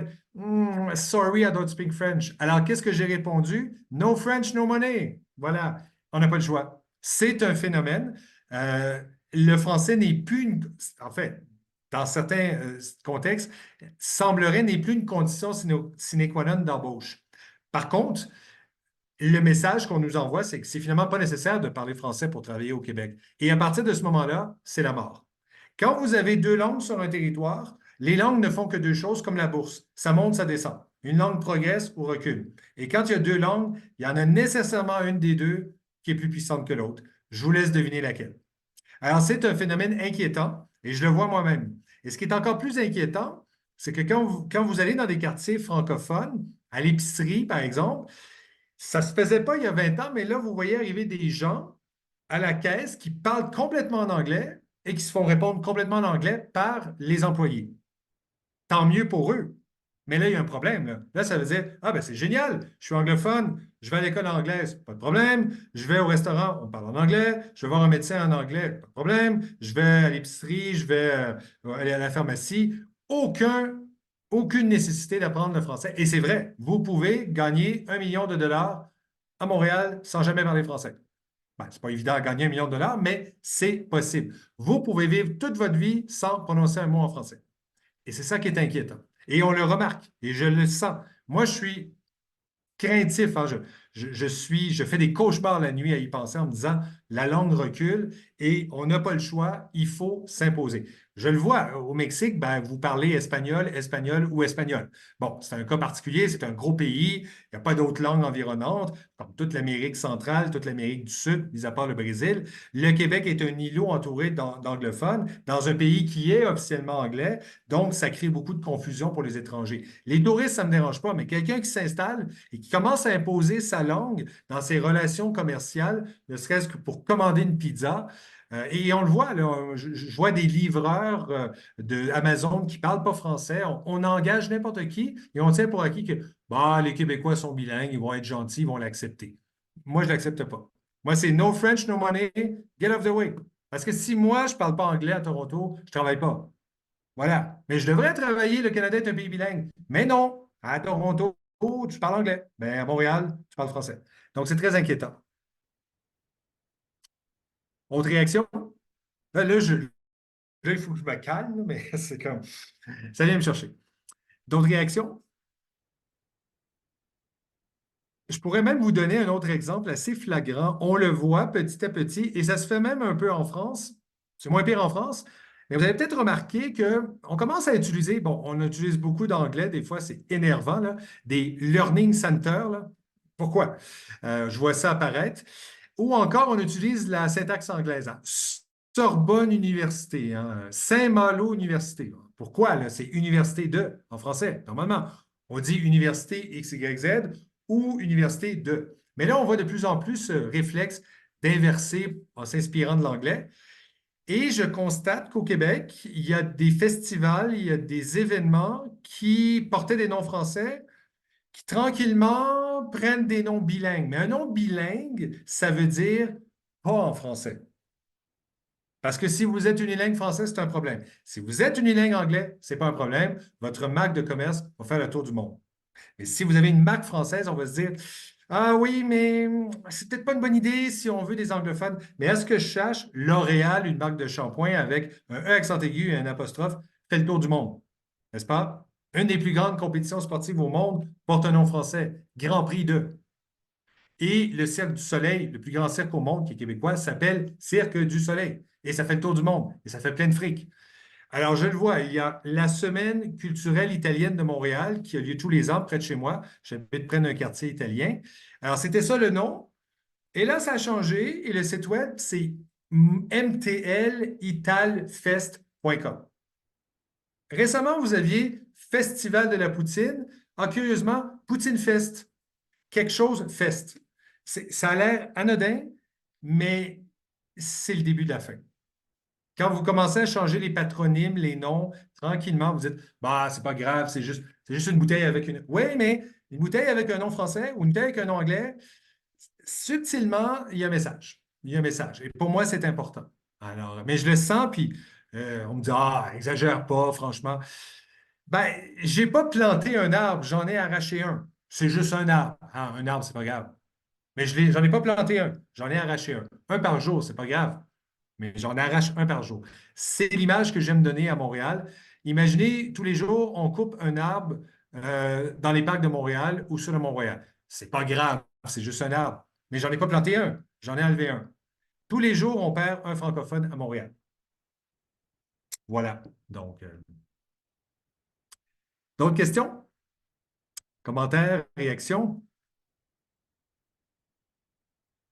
Est-ce que Montréal vous inspire? Est-ce que vous êtes attiré? Parce que je crois comprendre que, bon, l'Alliance française est quand même une organisation française, mais disons que les francophones géographiquement les plus proches, c'est nous au Québec. Alors, sachez que vous êtes les bienvenus. Au Québec, on attend beaucoup de francophones, surtout, on ne se le cachera pas. L'immigration française est réclamée d'Afrique du Nord, de France. Mais quand vous voulez vous installer au Québec, ben on s'attend à ce que vous ayez un niveau de français. C'est un peu le mandat de l'Alliance, je crois, de donner la certification DELF. C'est réclamé aussi par le Québec. Alors, et c'est très important pour nous. Et on est très, très charmés de voir que quand des immigrants viennent au Québec et disent, ben moi, j'ai choisi le Québec justement parce que je veux vivre en français. Et sinon, je vais aller en Ontario, je vais aller aux États-Unis. Alors, quand ça se produit, ça nous fait chaud au cœur. Ça, c'est certain. Alors, voilà. D'autres questions? Je vois qu'il y a une question dans le chat. Il faudrait peut-être que je l'ouvre. D'ailleurs, j'ai vu que, excusez-moi, j'ai lu récemment, je ne sais pas si c'est confirmé, qu'il n'y avait pas d'Alliance française au Québec jusqu'à maintenant. J'ai pu voir une information comme quoi ils allaient ouvrir une Alliance française ou qu'elle avait ouvert, ou je ne sais pas si vous savez. Oui, ben oui, ça c'est surprenant. L'Alliance française de Montréal est née cette année. Il n'y en avait pas. D'accord. Et donc ça, c'est dû du coup à ce que vous dites sur l'anglais qui commence à reprendre du terrain, beaucoup plus au Québec. Enfin, quelle est la volonté en fait? Pourquoi du coup En fait, l'arrivée de l'Alliance française au Québec, d'abord, j'étais surpris qu'il n'y en ait pas. Parce qu'il y en a quand même en France. Hein. Bon, le siège social est à Paris. Il y a des alliances françaises ailleurs au Canada, à Toronto, à Vancouver, un peu partout, qui remplissent les mêmes fonctions que les vôtres.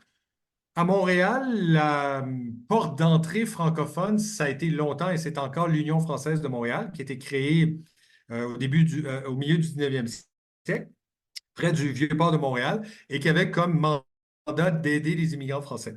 Petit à petit, c'est devenu pas nécessairement un service consulaire, mais un peu un endroit où vous pouvez avoir des questions à vos réponses si vous voulez migrer au Québec ou si vous voulez rentrer en France après une longue expatriation, pardon, et non pas expropriation. Et c'est aussi des cours de français. Mais bon, les cours de français au Québec, il y en a partout. Mais l'Alliance française, curieusement, vient un peu. Ça m'a surpris. Je pensais que c'était interdit qu'une alliance française s'installe au Québec parce que l'Union française était roi, roi et reine plutôt. Mais non, là, depuis le mois de janvier, il y a une alliance française qui vient de s'ouvrir, qui n'est pas très grande, mais qui remplit exactement le même mandat. Alors, donner des cours de français aux immigrants. Mais ce n'est pas les seuls, parce que des cours de français, on en donne partout, hein, dans les écoles, dans les universités. Mais le cours adapté à l'immigrant qui vient de débarquer, le cours classique Je m'appelle, tu t'appelles, ben, c'est le mandat de beaucoup d'écoles, dont l'Alliance française. Mais c'est petit pour l'instant. Ça a commencé au mois de janvier. Donc, voilà. D'autres questions? Intervention? Juste une intervention, François. Je suis allé au Québec, à Montréal, il y a quelques années, et voilà, pour vous faire chaud au cœur, j'ai insisté sur le français. Donc, j'ai remarqué qu'il y a une région à Montréal où on parle beaucoup plus en anglais, et même là-bas. Donc, voilà, ils m'ont donné une carte, enfin, un menu en français, en anglais, et moi, j'insistais sur le français. Donc, Ouais. voilà, j'étais content de pouvoir pratiquer mon français là-bas. Je ne suis pas locuteur natif, donc Vous c'était venez bien. d'où? Je suis de Californie, d'origine Ah, mexicaine. ah, OK, OK, Oui. d'accord. Oui, ben en fait, Montréal, pour faire une division simple, la partie ouest est anglophone et la partie est est francophone, historiquement. Aujourd'hui, bon, ça se mélange beaucoup. La partie est est plus invitante, plus, je le dis un peu de manière très chauvine, plus fancy, plus tendance. Alors, beaucoup d'anglophones dans l'Ouest trouvent ça emmerdant, donc s'installent dans l'Est parce que c'est plus cool. Mais bon, effectivement, il y a certains restaurants qui, justement, ne se soucient pas de ça. Remarquez que, et il y a un autre phénomène aussi au Québec, c'est de se faire accueillir par un bonjour aïe. Et ça, c'est énervant. Comme si je ne pouvais pas dire bonjour. On me dit, oui, mais il y a beaucoup de gens qui parlent anglais, il y a beaucoup d'étrangers. Oui, mais moi, au Maroc, tout le monde me disait salam alaikum. Là. Quand je suis aux États-Unis, tout le monde me disait hi. Ici, tout le monde me dit buenos dias. J'ai le visage d'un étranger et je ne m'attends pas à ce qu'on me dise bonjour ou hi ou guten tag ou je ne sais trop. C'est quoi ce réflexe? C'est pas une insulte de dire bonjour. Si j'étais dans un commerce moi-même, je vais arriver n'importe qui, je dis bonjour. Si on me répond hi, blablabla, OK, je vais vous parler en anglais, vous êtes des touristes sans doute. Mais ce réflexe, comme si être francophone, uniquement francophone, c'était un défaut. On le sent, on le sent. Être trop francophone, c'est un problème. Être trop anglophone, non. Vaut mieux être bilingue, mais si vous êtes 100% francophone, c'est un problème. Si vous êtes 100% anglophone, c'est pas votre faute, puisqu'on vous a dit le français, c'est compliqué, c'est compliqué, c'est compliqué. Ouais, c'est compliqué, mais vous êtes au Québec. Et un phénomène aussi québécois, c'est que, bon, ça c'est quand même discutable, mais je parlais d'un club de hockey féminin qui a engagé à Montréal une entraîneur anglophone. Bon, c'est vrai il y a des entraîneurs qui sont engagés dans le monde sans parler la langue. Hervé Renard a quand même coaché l'Arabie Saoudite sans parler arabe, avec un traducteur chaque fois, ce qui est assez hallucinant à voir. Mais c'est certain qu'un entraîneur unilingue français ne peut pas travailler à Toronto, mais un entraîneur unilingue anglais peut travailler à Montréal. Sous prétexte, je peux comprendre, on cherche les meilleurs. Il faut trouver des bons entraîneurs si vous voulez que votre équipe fonctionne. Si vous voulez les meilleurs gestionnaires, ben, vous allez les chercher dans les réseaux internationaux. Je peux comprendre ça. Mais c'est toujours frustrant d'imaginer, voyons, tu vas travailler à New York, à Toronto ou à Londres et tu ne parles pas anglais, ça n'a aucun sens. Effectivement, ça n'a aucun sens. Pourquoi ça a du sens de ne pas parler la langue nationale du Québec et venir y travailler? C'est ça qui est frustrant. C'est ça qui est frustrant. Alors, bon, pour ce qui est de cette ligue féminine, je me dis, OK, c'est leur première saison, on va leur laisser une chance, là, parce que c'est pas sûr que ça va être un succès. C'est un peu broche à foin, pour reprendre une expression de la vidéo. OK, on va l'accepter, mais, et on entend dire, oui, mais elle fait des efforts, elle suit des cours. Ouais, d'accord. Puis on va même, et ça, c'est quand même un phénomène étonnant, on félicite des étrangers de parler français au Québec. Mais pourquoi? On ne m'a jamais félicité, moi, de parler espagnol ou parler anglais. Pourquoi il faudrait que je vous félicite? Bon, on comprend que c'est pas simple de parler français et il pourrait ne pas le faire, c'est vrai, mais c'est quand même étonnant de se faire féliciter. On ne m'a jamais félicité, moi, au Mexique, de parler espagnol. On fait, ah, ben, il parle espagnol, je poursuis en espagnol et ça finit là. Hein. Je ne suis pas en train de rendre service aux Mexicains en parlant espagnol. Là. Je le fais parce que j'ai pas le choix. Alors, voilà. Donc, alors, ce côté un peu, ah oui, lui, il fait des efforts pour parler français. Oui, parce que parler français, c'est un effort. Parler anglais, c'est pas un effort. Parler espagnol, c'est pas un effort. Mais parler français au Québec, c'est un effort. Avouez que c'est insultant d'entendre ça, là. Alors, voilà. Donc, c'est cette mentalité-là qui est un peu désarmante et on n'a pas le choix. Il faut presque faire semblant parfois de ne pas comprendre l'anglais. Alors, en tout cas, moi, quand je me fais aborder en anglais, ça m'arrive rarement. Si c'est des touristes, ça va, mais dans une situation où je me fais aborder en anglais, c'est non, je réponds en français. Et il y a un problème de communication, c'est toi qui les règles, parce que la langue nationale au Québec, c'est moi qui la parle, c'est pas toi. Et on n'a pas le choix, sinon, c'est la mort. Voilà. Bon, d'autres questions ou j'ai pas vu l'heure? Quelle heure est-il? Parce que là, ah oui, oui, bon, il est quand même 21h35 ici. Alors, bon, ben écoutez, si encore peut-être quelques questions, sinon on peut mettre un terme à cette. Encore une dernière et on conclut? Écoutez, moi j'en ai Oh, là, plein. J'ai Uriel est une toute petite, fasciné hein. par le Tout, Québec. tout Uriel est simple, le toute futur simple comme Québécois. question. Oui. Très simple. Est-ce qu'il y a des expressions québécoises qui sont devenues populaires en France métropolitaine? J'ai entendu dire que peut-être l'expression courriel s'utilise un peu plus souvent en Ouais. France, mais je me demande s'il y a d'autres expressions qui sont devenues expressions québécoises qui Ben, sont je devenues dirais que populaires en France. des mots de vocabulaire, sans doute des expressions, non. En général, les expressions, c'est local, c'est populaire. Moi, j'utilise beaucoup d'expressions françaises parce que je vis en France et mes amis québécois sont surpris de dire un truc de ouf. Hein? OK, bon, excuse-moi, c'est un truc de fou. Mais des mots de vocabulaire, oui, quelques-uns. Courriel, c'est rentré. Ce qui est un phénomène québécois, parce qu'il faut le dire, le Québec a ce réflexe de protection du français. Hein. Nous, on a codifié la langue, on surveille les anglicismes, on en dit aussi. Mais curieusement, on dit des anglicismes parce qu'il n'y a peut-être pas à l'origine d'équivalent français. Et en France, il y a un beau mot français qu'on remplace par un mot anglais. Ça, c'est frustrant. Quand on voit la Tour Eiffel où c'est écrit pour les Jeux olympiques, c'était sorti il y a quelques années quand Paris a été officialisé ville olympique, c'était Great Future, je ne sais pas trop. Il y avait une grosse insigne en anglais sur la Tour Eiffel. Le symbole du pouvoir français était écrit en anglais. Ça nous a beaucoup insultés. Parce que la France, c'est le berceau de la francophonie. Et si le berceau va mal, si les troupes derrière vont mal, nous, au front, on va aller encore plus mal. Alors, mais pour répondre à votre question, oui, quand même quelques mots de vocabulaire, mais ce qui est surtout étonnant, et ça a peut-être été, je ne sais pas si ça a été imposé en France, mais ce qui est surprenant au Québec, c'est que mademoiselle n'est pas utilisée. Chez nous, c'est péjoratif. Une femme, c'est madame. Qu'elle soit mariée ou pas, madame. Monsieur, madame, c'est tout. Alors qu'en France, c'est madame ou mademoiselle. Je le vois en France, pardon, mademoiselle. Au Québec, vous diriez à une fille qui sert au restaurant mademoiselle, ce serait mal vu. Bon, elle ne s'attend peut-être pas à se faire appeler madame vu son jeune âge, mais madame, on peut le dire pour n'importe quelle fille, quel que soit son âge et quel que soit son statut. Alors qu'en France, non, hein, c'est mademoiselle, madame. On ne dit pas damoiseau, hein, on dit monsieur. Donc, voilà. Alors, ça, c'est un exemple de peut-être une influence qui commence à s'installer, mais tranquillement. Mais un autre phénomène aussi, c'est que, et ça, il faut que je fasse attention moi-même en France, euh, on dit au Québec, une femme qui est à la tête d'une ville, c'est une mairesse. Et un homme, c'est un maire.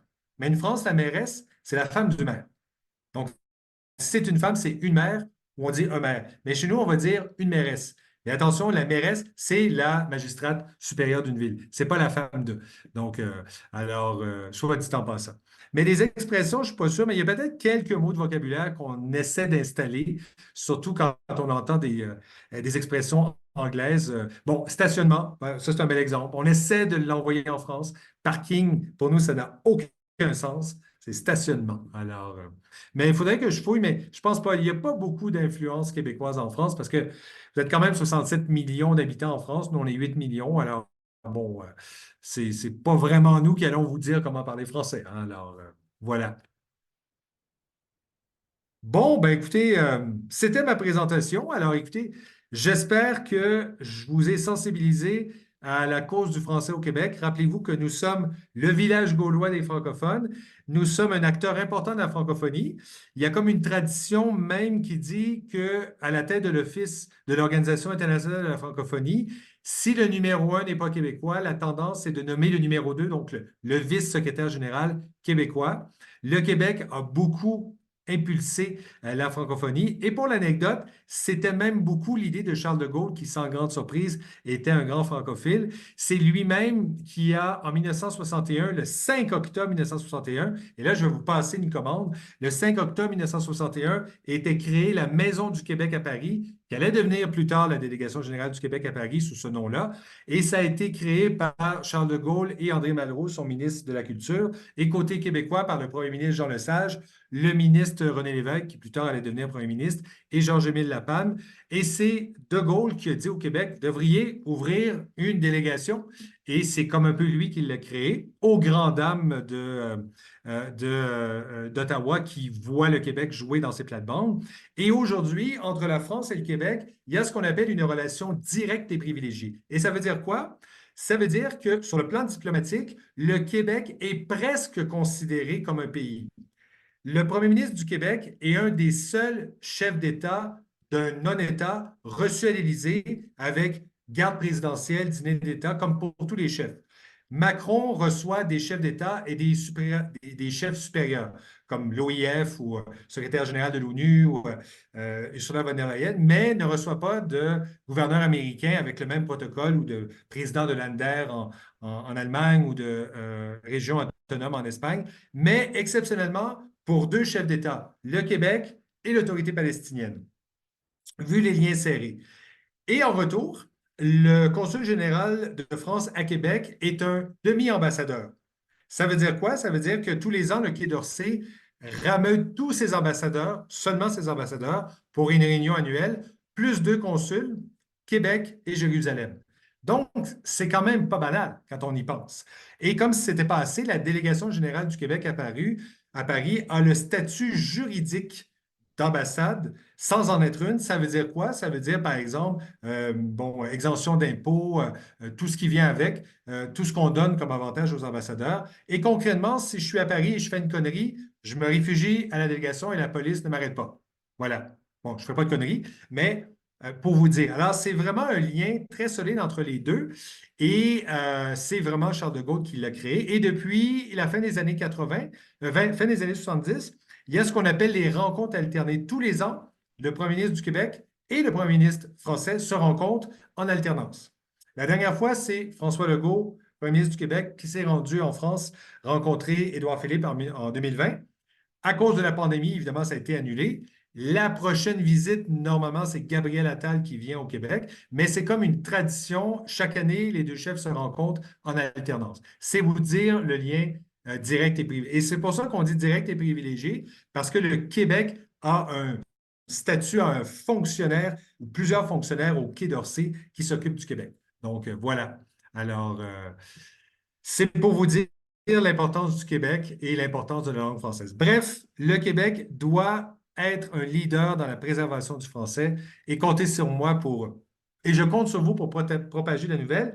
Et je vous invite à lancer l'idée que le 5 octobre est la journée internationale franco-québécoise. Il y a toujours une journée internationale de quelque chose. Hein? Il y a la journée France-Allemagne, journée France quelque chose. Tous les jours, il y a une journée internationale.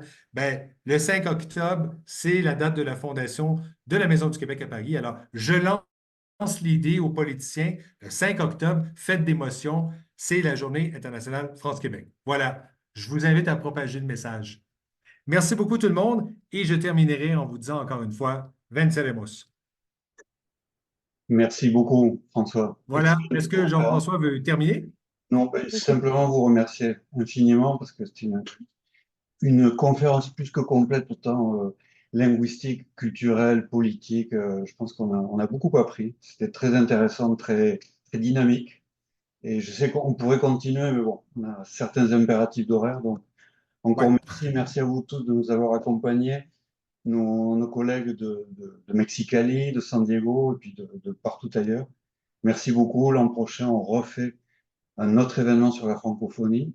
Et François, une fois de plus, un grand merci pour votre participation et votre travail remarquable. Ben, c'est moi qui vous remercie et continuez vous aussi votre combat pour le français parce que d'une certaine manière, vous êtes des militants, hein. Alors, voilà. Un jour, le Mexique sera francophile, si ce n'est déjà fait. Mais bon, c'est pas le but, mais pourquoi pas, hein. Voilà. Donc, muchas gracias. Et Es un placer y viva la idioma francesa. Merci, au François. revoir, bonsoir. Au revoir. Merci. Au revoir. Merci. Au Au revoir. revoir, merci.